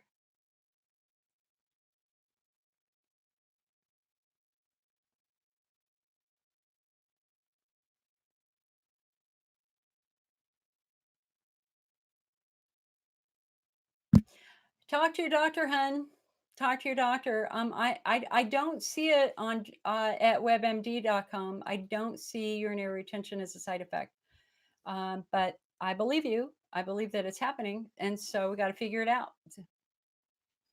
So talk to your doctor immediately. Let them know on Tuesday or sooner that you listen.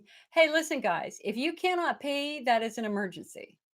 If you are not able to empty your bladder within an hour or two, that is an emergency. And that is when you go to the emergency room or you go to urgent care so that they can fix that for you. Usually that's from a very, very tight muscle, though. But even then, you got to be able to empty your bladder. Hello, Jennifer. Welcome. I'm so sorry that you were diagnosed, but girl, you are so not alone. Michelle says, topical lidocaine, can you explain how it's used? Topical lidocaine is usually applied to the vulva for vulvodynia, or for if you're having pain and discomfort from lichen sclerosis, or any of the lichen conditions, any of the skin conditions down there. Sarah just purchased bamboo underwear, which is antibacterial. Any thoughts? Don't know anything about it. I use bamboo toilet paper myself. I like it. Grace says, I had horrible flare up last week after taking Wellbutrin for depression. Could it be related? Yeah, Grace, with the side effects show frequent urination. So if you were peeing like mad all night long, then yeah, that would be completely expected with Wellbutrin. John says, I'm having trouble finding a physical therapist who is able to do pelvic work. What do you suggest?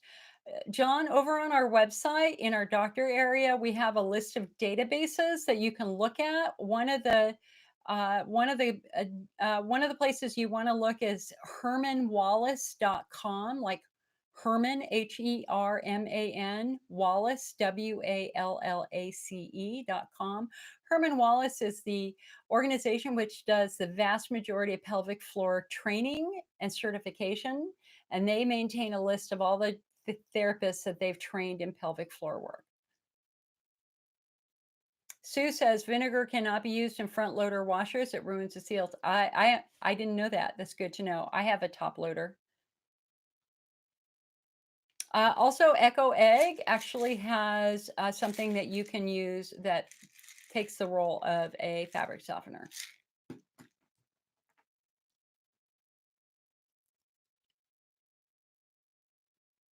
Grace says she read that Wellbutrin can relax the smooth muscles of the bladder.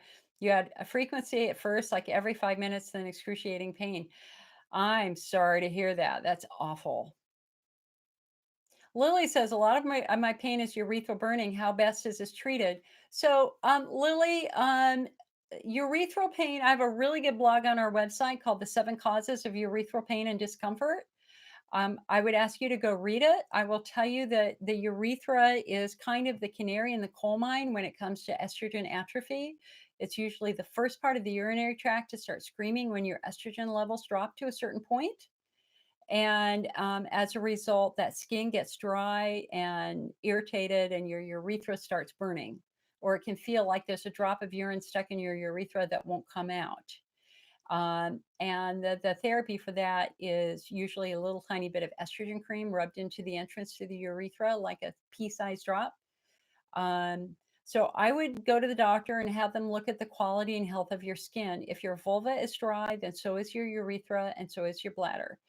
And or also know too that the urethra is exquisitely sensitive to chemicals when it is dry. And so if I were to put on a pair of underwear washed in Tide or Cheer or using fabric softener, I would have urethral burning within 5 or 10 minutes just from that chemical irritation. Let's go down to YouTube for a moment. Hi, YouTube. I'm so sorry. I've been looking at Facebook. Hello, YouTube. Okay, so hold on a sec. YouTube. Let's see here. Look at you guys supporting each other so much. We are truly stronger together. Meetings like this are awesome. Not only, because you get to learn new things, but you get to help each other. I like that.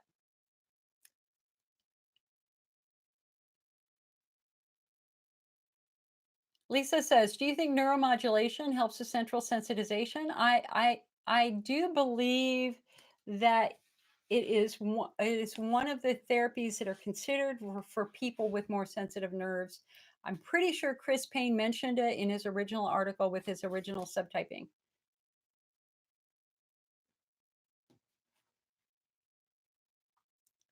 Eileen says, "Hey, tried the Dandy, been drinking it now. The smell is tough." What? Okay, let me go back to the Dandy. So for those of you who are new, we're showing a new type of herbal coffee called Dandy Blend, which is got rave reviews from a patient who told me to try it. And what does it have in it? It has roasted barley, rye, chicory root, dandelion root, and sugar beet. Okay.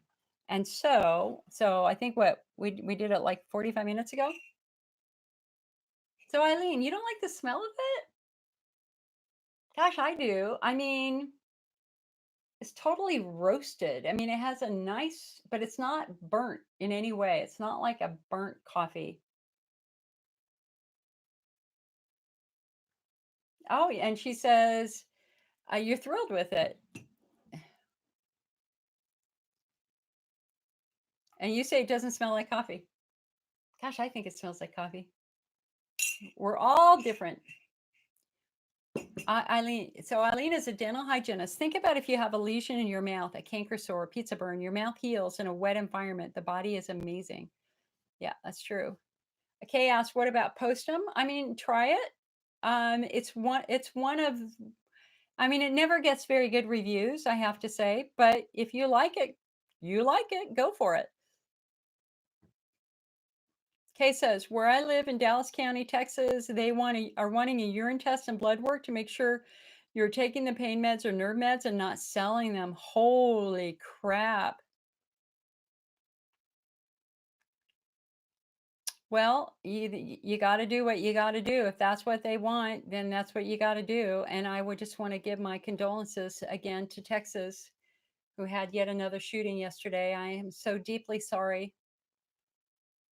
And I'm so sorry for what you're going through, what we've all gone through.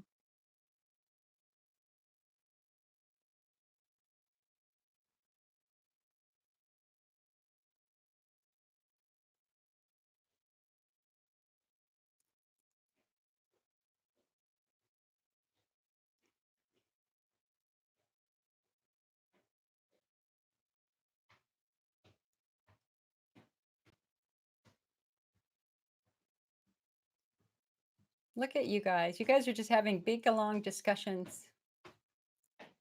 Eileen says, what's the difference between Bladder Builder and Peora? Tons. It's a huge difference between Bladder Builder and Peora. So let's go over these. And guys, we got to take a moment and we got to thank Preleaf. Hello, Preleaf.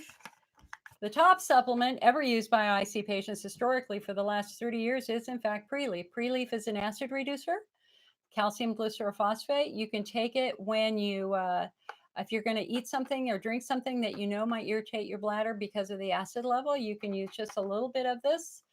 Preleaf sponsors this streaming cast, and I'm so incredibly grateful to this company. I write blogs for them. I just gave them a new blog on spaghetti and Preleaf. Pasta and Preleaf. So preleaf.com, we have this in our website. Again, you know, guys, I think for those of you who've been here before, you know that I come from a less is more perspective.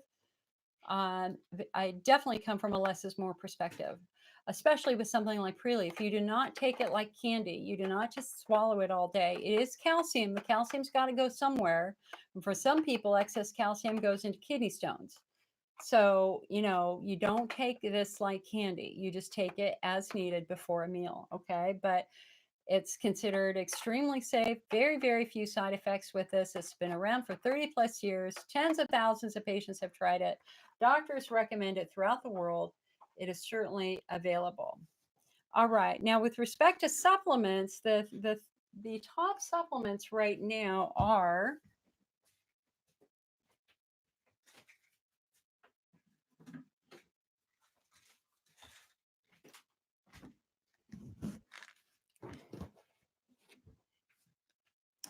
so there are five, oh, wait,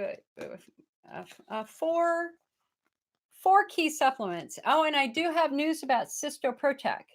So the company is reformulating Cystoprotect to remove the titanium dioxide, and we hope to have Cystoprotect again in a couple of months. It's not going to be quick. They've got to do a lot of changes to make it happen. In the meantime, or instead of Cystoprotect, this is what people do. Oh, wait. I didn't pick it up. Where is it? Here it is. Desert Harvest Aloe. It has been popular among a subset of IC patients for many, many years. Aloe has a calming and soothing effect. It tends to coat tissue. Think about how aloe feels on a burn, and that's kind of what they think aloe does in the bladder. Desert Harvest Aloe is the only company who's done a double-blind placebo-controlled study with their product and IC. It has been a hallmark for many, many years, 30 years or more. However, quite a few patients are intolerant to aloe and it can give them stomach upset and diarrhea. That would make aloe and or Sister Renew, that would take those off of the table for you. Sister Renew was a supplement that was created about 6 years ago by Dr. Gio Espinosa. And it is got chondroitin for the bladder wall. It's got quercetin as an antihistaminic effect. It's got L-arginine, L-citrulline with a little bit of aloe and a little bit of lemon balm. Lemon balm is a mint known for calming nerves down.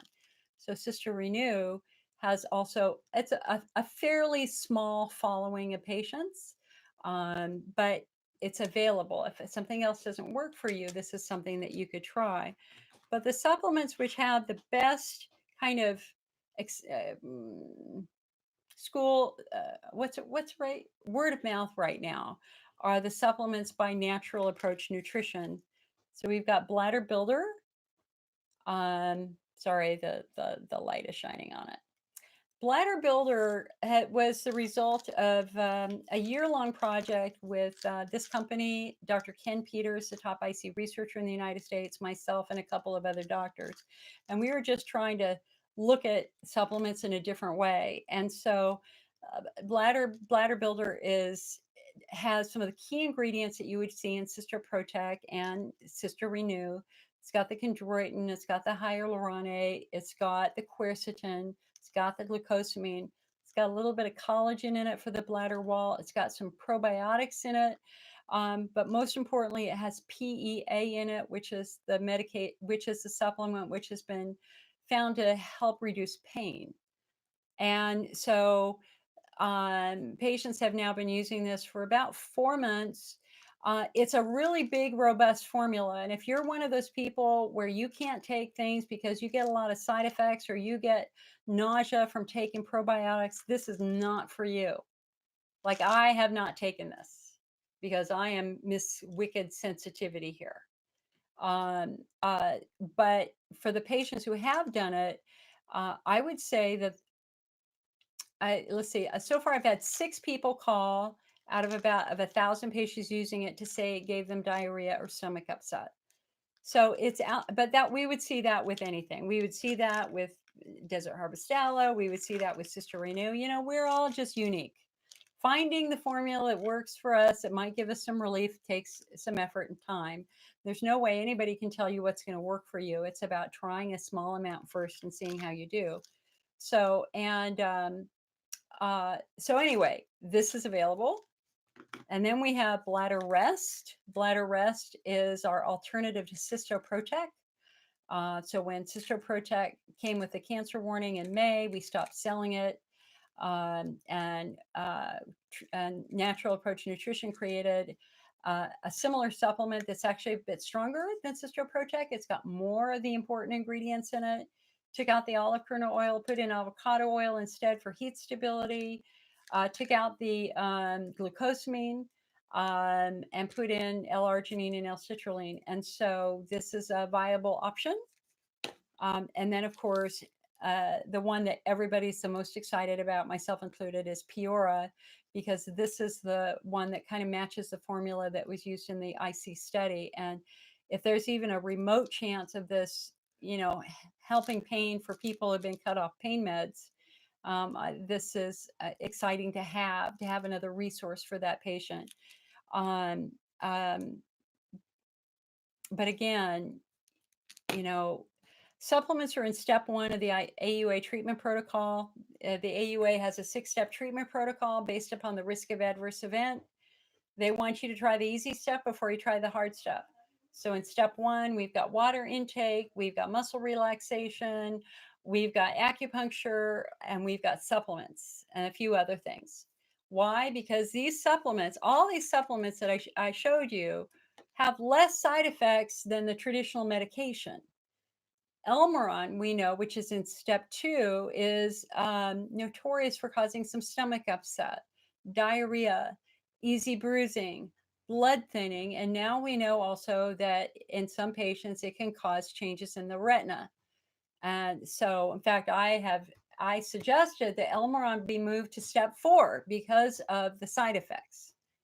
And we now know that the amitriptylines and the bladder medications also now come with more adverse events related to cognition and dementia. So I also suggested that those be moved to step 4. I have been told that the AUA IC committee is apparently rewriting the guidelines, and it will be very interesting to see what they do and how they recategorize some of these therapies. But right now it is what it is what we've got.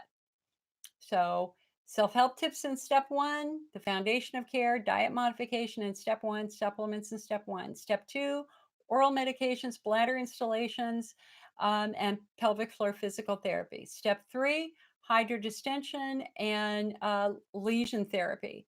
Step 4, neuromodulation, urgent PC, interstem, and Botox. Step 5, cyclosporin. Step 6 is going to be surgery, which is rarely used, thank God.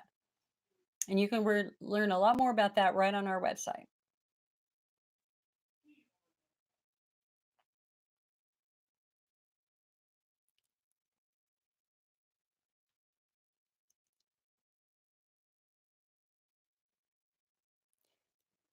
Elise says, I'm low in B12 and D. Do you think taking those as tablets could be harming the bladder? No, no, not at all. I take B12 and D every night myself. The problem with the multivitamin is really going to be the ascorbic acid and vitamin C combined potentially with the B6. The B12 and D vitamins are usually just fine.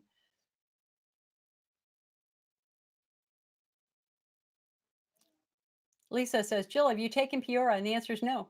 I have not taken Peora because I have not been in pain, in a deep kind of pain. I'm having my adhesion thing, but I use muscle relaxants for that. I haven't been sobbing in pain except after physical therapy. It's on my list. If it got really, really bad, I would definitely do it. I would definitely give it a shot. All right, let's go back to Facebook. Hello, Facebook. Marla says, I'm pretty sure vitamin C irritates your bladder. It definitely will.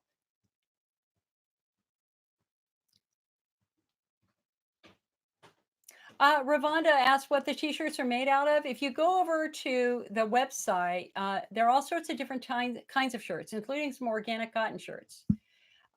So you can just look. There's a tri-blend. I didn't get the tri-blend for myself. I ordered $300 worth of stuff last night as giveaways because I'm going to try to do a lot of meetings this month. So I want them to be giveaways. So we've got mugs, we've got water bottles, we've got all sorts of different kinds of shirts, men's shirts, women's shirts, long shirts, shorter shirts, t-shirts, tank tops, and they'll show you what they're all made of. And again, I want to thank Donna Townsend, who was the one who created the prototypes for the shirts, like this prototype, which is going to be our giveaway, one of our giveaways.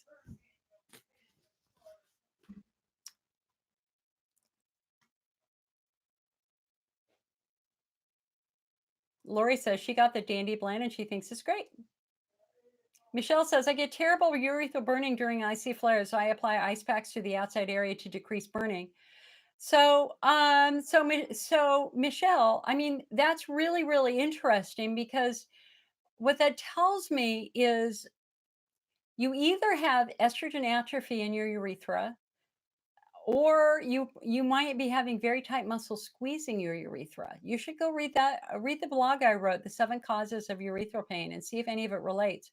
There are two glands. Your urethra is about the size of your pinky, and about halfway up is a gland called the periurethral gland. And that gland is known for becoming infected, and it becomes like a deep, painful pimple. And it would be very interesting to see if that might relate to some of your pain. I don't know. The urethra is interesting.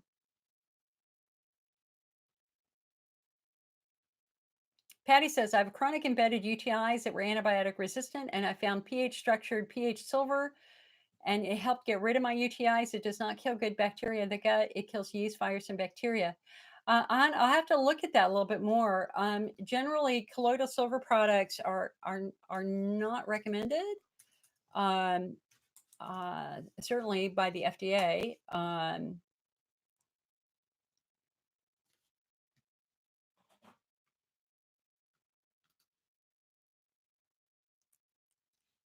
Is a pH structured silver? Is that what you're using? Um,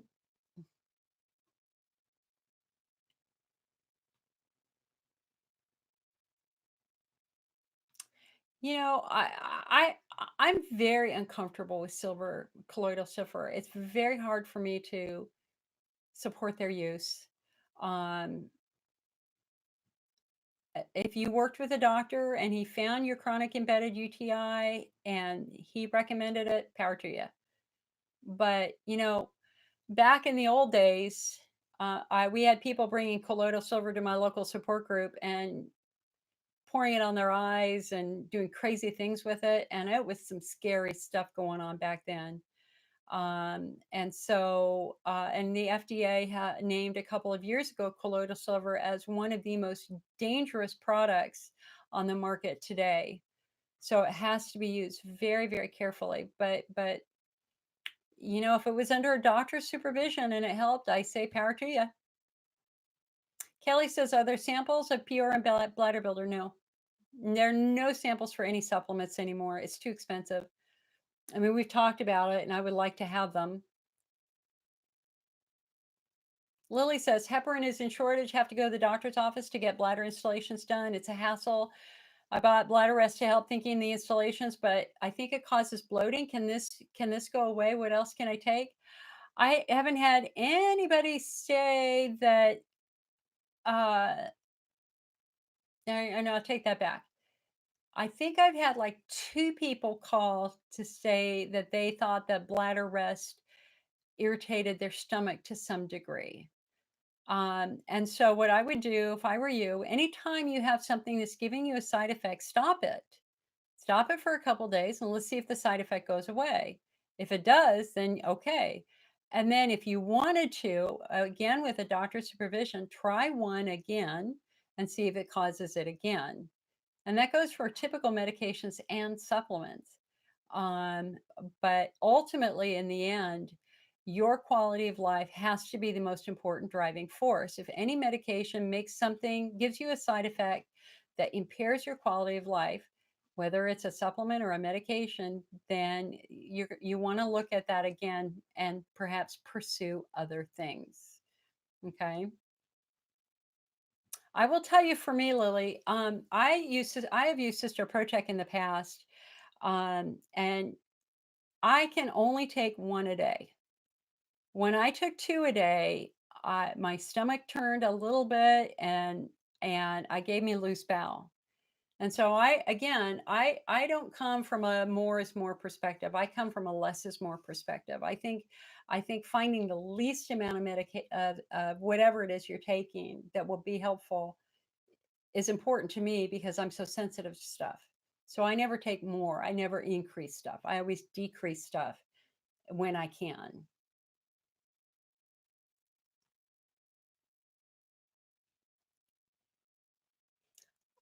Sue wants to know the site to look up Dr. Peters' InterStim. Sue, I am responding to that right now. It's pubmed.gov. All you need to do is just search for his name, Peters K, and they'll pull up all of his studies.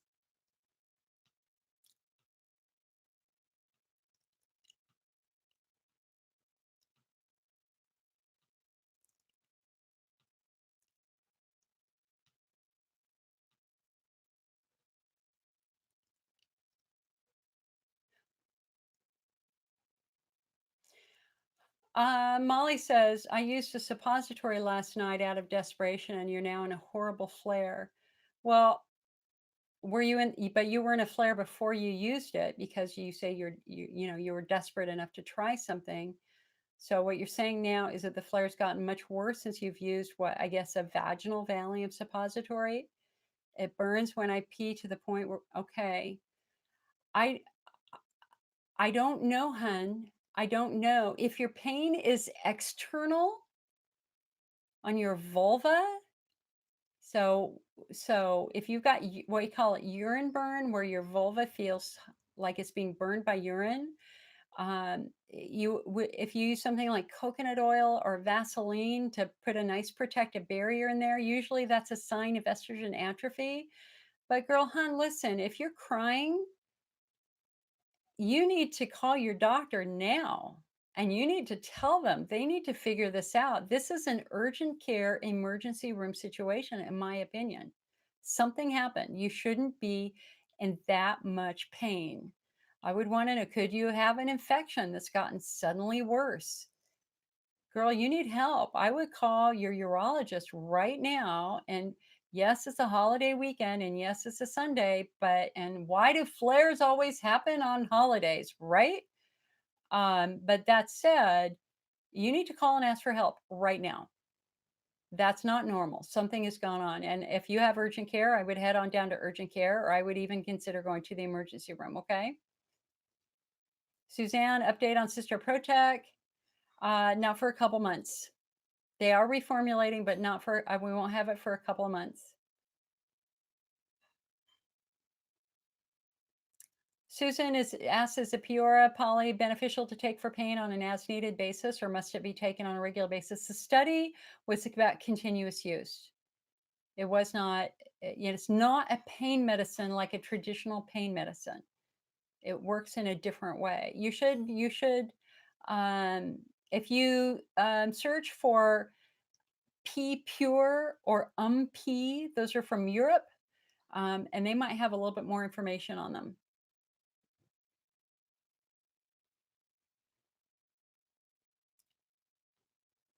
Hi, Erin. Erin, I hope you're going to enter the poster contest. All right, you guys. So we started out this meeting.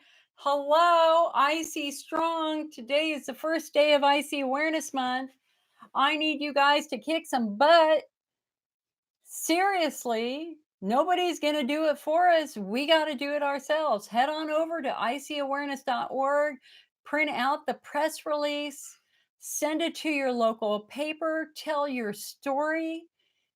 Make posters, put posters up, enter your posters in the poster contest, in the meme contest. Um, Nominate your doctor and your nurses and your physical therapists for the awards for, there'd be 2019 Doctor of the Year Award, Physical Therapist of the Year Award, and Nurse of the Year Award. And just know that this is about us working together. I can't do it all. Guys, you should see me in the workday. I am like working 60 hours a week right now. I literally don't have the time to send a press release to every single paper. But you can, and you can tell your story. And I really, really hope that you will do that. All right. So let's you know what? Let's do a couple of giveaways. What do you say, baby? What do you say?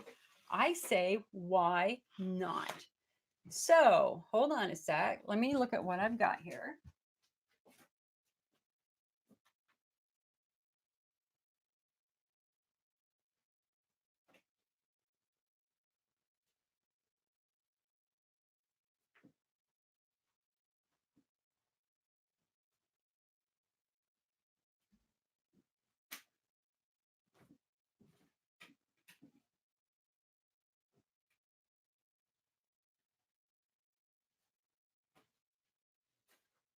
Okay.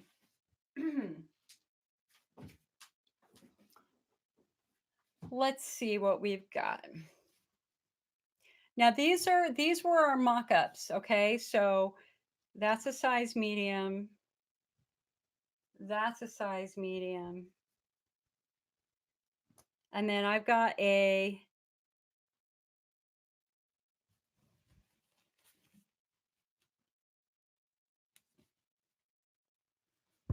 Okay, let's start with this one.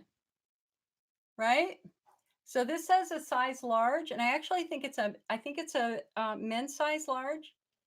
I know when I put it on, I was swimming in it. It was huge, but I'm normally a size medium anyway. So this is going to be our first giveaway today. Is who would like an IC Strong T-shirt? Now, if you would like this T-shirt, we're gonna give. Okay, and this is hard because I've got Facebook and YouTube, so I have to come up with a good question.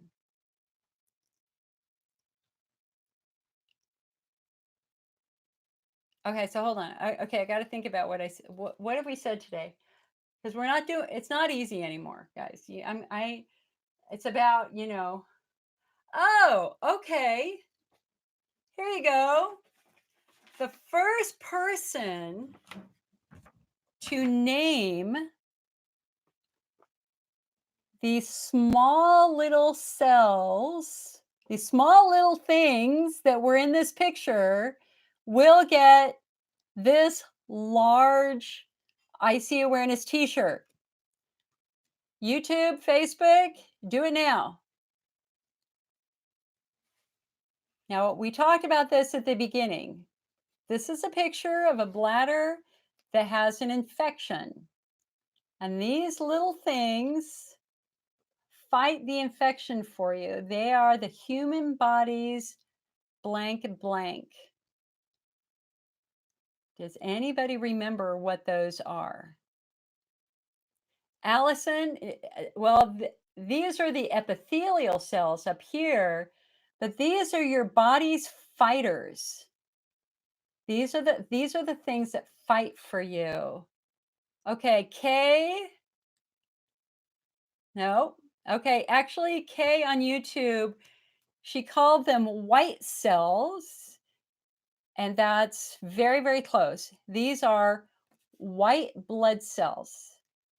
These are leukocytes. Leukocytes. These are the things which will swarm to an area that's infected to kill it. So, Kay on YouTube, you were the closest. You get this, Kay. So, you need to email me your full name and your address, hon. Okay. icnetwork@mac.com. So, Kay, you get this. Leukocytes is the term I was using for, but I will take white cells, white blood cells. Hey, man, you know what? We're not doing colors anymore. All right. I have two more, and I'm going to do both of these, but they're both size medium. This is one of the tests for IC. So this is one of the tests we did. This is this IC Survivor. And, it's a mock-up, guys. It's a mock-up. You can still wear it, but it has this white background that we're not using on the official ones, but it was a good trial. It's like the one I'm wearing, IC Survivor. The other one that I have is very cool, IC Angel. It's a black t-shirt. Okay. So this is another one that we were testing with, and Donna was really working hard to come up with mock-ups. So let's do this one. IC Angel, size medium.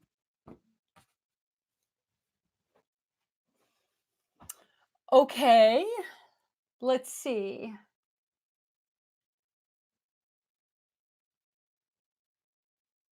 I need a good question. We need a good question. Oh, okay. Seriously.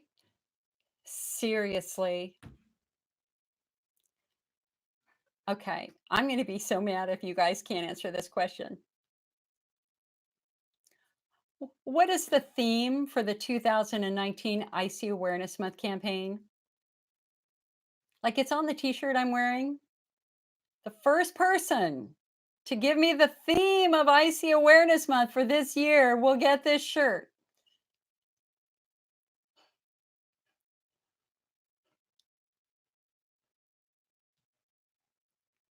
Courtney, say the full thing. You're close.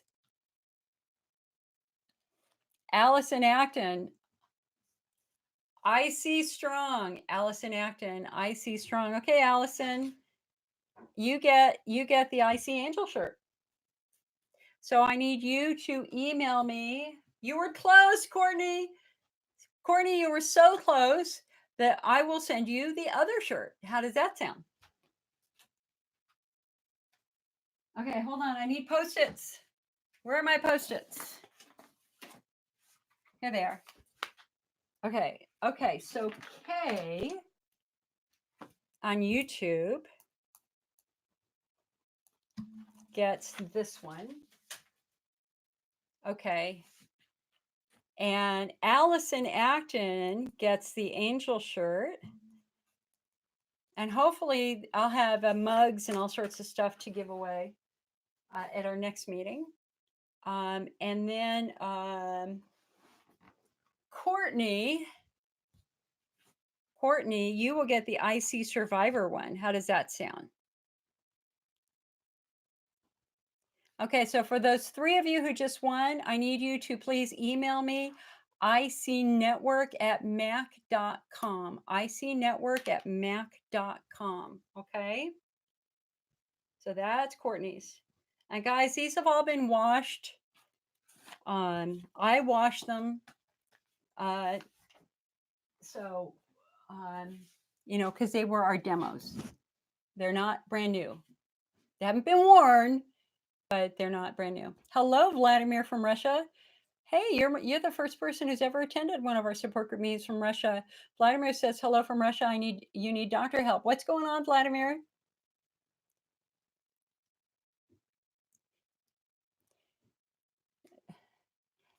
Donna, I almost use that as my question.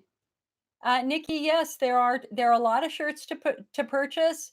If you just go to our Facebook page or just go to icawareness.org, go to the website and click on bling up in the menu, and it will show you the shirts. And there are lots of different shirts you can get with both designs, okay, and mugs and all sorts of other stuff.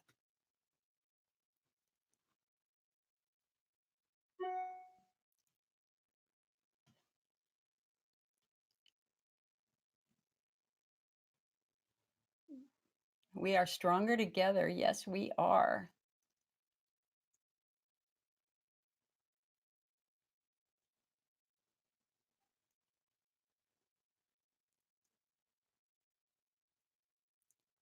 Beverly, how can you buy a shirt? Easy. You can just buy it right from our website. We're using a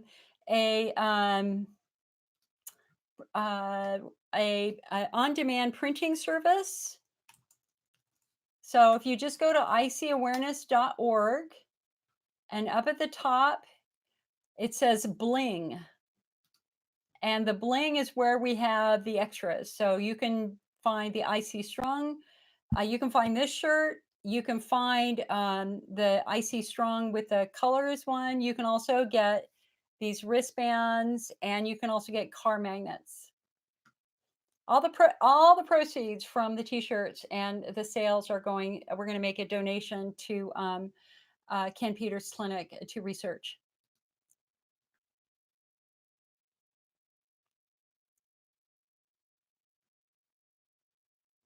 Aaron, how do you know if your bladder's healing? Well, your symptoms would be improving. I would hope. Hello, Sea Widows on YouTube.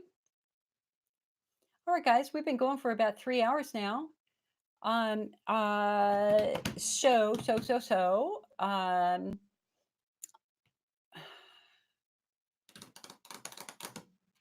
want to give you my pep talk.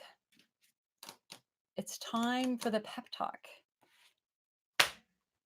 This is not your fault. I'm looking at you. You think it's your fault. It is not your fault. You have done nothing wrong. There is no shame. There is no blame. I don't want you walking around with a weight on your shoulders thinking like you're damaged goods. You're not damaged goods. You're no different than someone who's hit by a car. Okay, you deserve the love and care and kindness and compassion of your family. And there are times when you have to ask for it. And I want you to ask for it. The crazy gift of IC, aside from the incredible, wonderful people you get to meet, when you face something like this, you really learn who your friends are, right? Because a lot of people walk away. But then you've got people who stick around, and then you meet more people who have faced great challenges, incredible challenges in their lives, and with that sense of humility and humbleness, we reprioritize so many things. When you're younger, you think your car is important, and your clothes are important, and the purse you're wearing, and whatever, and all you got to do is have 3 months of pain and you realize none of that's important. What's important is having people around you who love on you and care for you and will be there for you. And our perspectives change for the better, for the better. I argue that you will be a better friend, a better daughter, a better mother, a better grandmother because of your experience with IC. Why? Because you will never, ever, ever walk away from someone in pain ever, ever again. You know how important it is to have somebody holding your hand, how important it is to be able to sit with somebody and cry with them if you need to cry and rage with them if you need to rage. Um, and that's not necessarily going to be easy. You've got to have your IC buddies. I mean, one of the mistakes that patients sometimes make with their partners is that you're having a really rough day and you hold it all inside and you get more angry and you get more frustrated and you get more worked up. And then your partner comes home from whatever they're doing and you just dump on them. It's like, oh my God, honey, it was such a bad day. I felt terrible, terrible, terrible, yada, yada, yada. And you drop a bomb on them with how bad you're feeling. And the problem there is that they will never be able to say exactly what you need to hear because they've never been here before. They don't know what it's like to make a mistake and suffer. Like for me, making homemade black bean soup with something in it that was so freaking acidic, I was up all night crying, right? They can't say that. But you know what? An IC buddy can say that. They can say, "Oh my God, didn't you know black beans are on the bad? They're on the try it list. You got to be really careful with that black beans. Pinto beans, refried beans, fine. Black beans, not so much, not so much, right?" So it's important you have a couple of IC buddies, and hopefully you will find that by either participating in an IC support group online or here, you guys are talking to each other here, which is so cool, or you go to a support group meeting that's near you. I want you to have one or two or three people that you can call so that if you're having that bad day, you can call them and go, "You're not going to believe what happened. Oh my God, I was so stupid. I can't believe I did this, but I did it. I was having a flare and I went to Starbucks anyway. And oh my God, I'm paying for it, right?" And your IC buddy can go, "Are you kidding? I've done exactly the same thing. Listen, it's a flare. You're going to get over this flare. We know what to do. We know your flare protocol. You're going to dilute your urine with water. You're going to alkalize your urine with a little bit of sodium bicarb, maybe a Tums, and yada yada yada." See, an IC buddy can tell you that, but your partner's never had IC, might not be able to do that. I swear, my face is just getting yellower and yellower here as the sun is setting. It's crazy. Did that help? Yep, that didn't help. All right. So, our theme for IC Awareness Month is We're Stronger Together, and I want you to build up your IC buddies. And I would love to be the IC buddy for every single one of you. I can't, I mean, I just can't because there are thousands of you who call. But if you're ever in a position where you just need a wicked pep talk, or you want to strategize for a meet for an appointment, or you're not really sure what to do next, you're always welcome to call the IC Network. And if I'm available, I would be more than happy to help. I really would. Just know that I return phone calls late into the night. I don't start taking phone calls until about noon Pacific time, and then I will usually go till 8 or 9 o'clock with a break for lunch as I'm returning phone calls. And sometimes it might take a couple of days, but I will try to call you back if I can. You can also sign up for coaching if you want. Also, we have coaching. People who sign up for coaching get first priority, obviously. All right. All right, my friends. So you have homework. You've got a lot of homework because it's IC Awareness Month. Okay, so in addition to your regular homework of 15 minutes a day to do something for your spirit, right? I need you to 15 minutes a day of something that will calm your soul and your spirit. whether it is um, going to church, walking among redwoods, sitting outside in your garden and watching the butterflies, reading your Bible or your Quran or whatever, just do it. 15 months, 15 minutes to ease your comfort. Ease your soul, ease your spirit. I need you to do 15 minutes of body work, whether it's your pelvic floor or your bladder, making a good bladder friendly meal, not stopping at Starbucks, doing what you need to do for your bladder. That's good. And then I need you to do 15 minutes for your brain. Listen, you got to learn stuff. You got to read stuff. It's all not going to be given to you on Facebook. My job is to kind of give you half of the information and then kick you in the butt and tell you where to get the rest of it and get you reading and get you invested.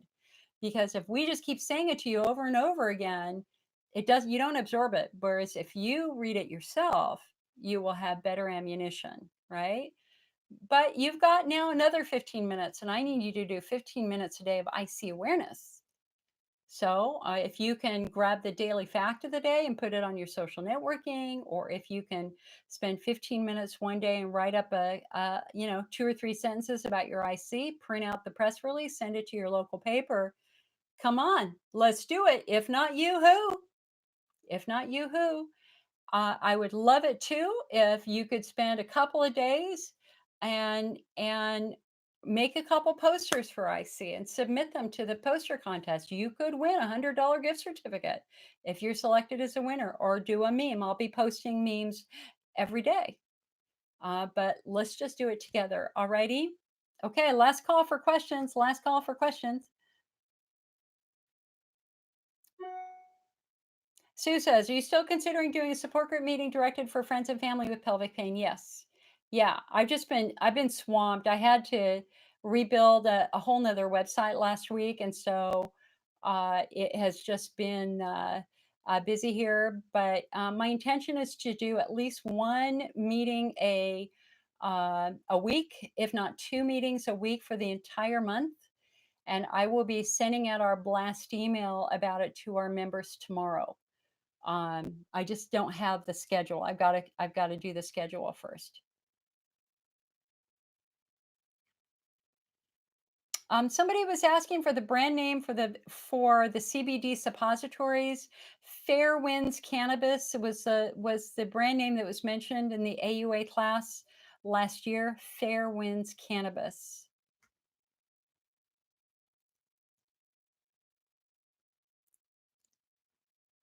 Linda, if you're having trouble urinating, if you're having trouble starting your urine stream, that's usually because muscles are tight. Or if you're taking something like a ditropan or Detrol every day, what happens is it kind of deadens those muscles. And then over time, it gets a little bit harder and harder and harder to pee because the muscles have been slowed down so much by that antispasmodic. You might be taking a little bit too much medicine if that is the issue. But usually if you're having trouble starting your urine stream, it's because of tight muscles. But make sure you tell your doctor and get some help. Teresa, are there support groups? My family just don't or won't understand. Over on the IC Awareness website, as well as the IC Network website, we have a big list of support groups.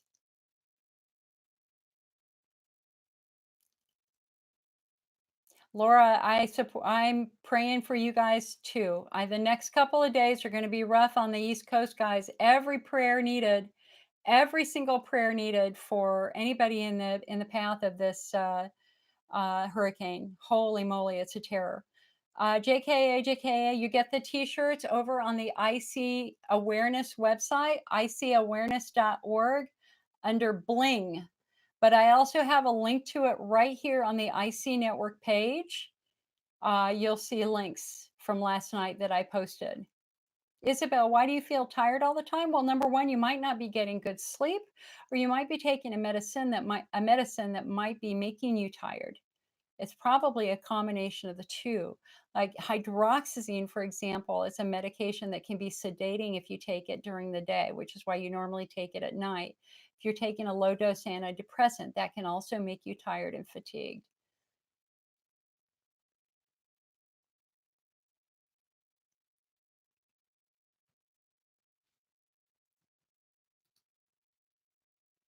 Jordan, no, this is not an old people thing. This is about men and women who have pelvic injuries and pelvic trauma. This is a real thing. This is a real support group meeting. I work with a lot of kids who've got this.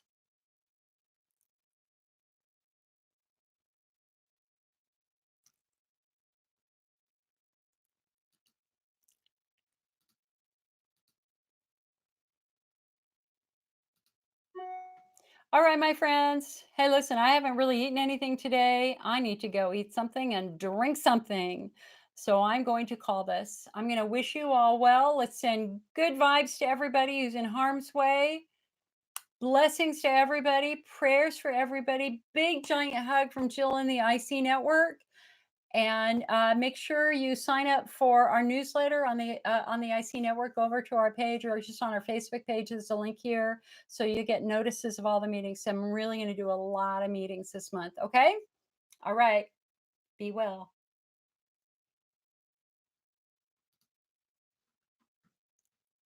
Goodbye, Facebook. All right, YouTube, you got me for one last thing.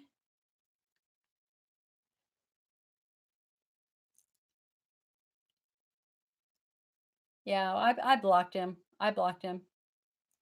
Yep. All right, guys. I wish you well. Have a good evening. Have a good Labor Day tomorrow. I'll talk to you later.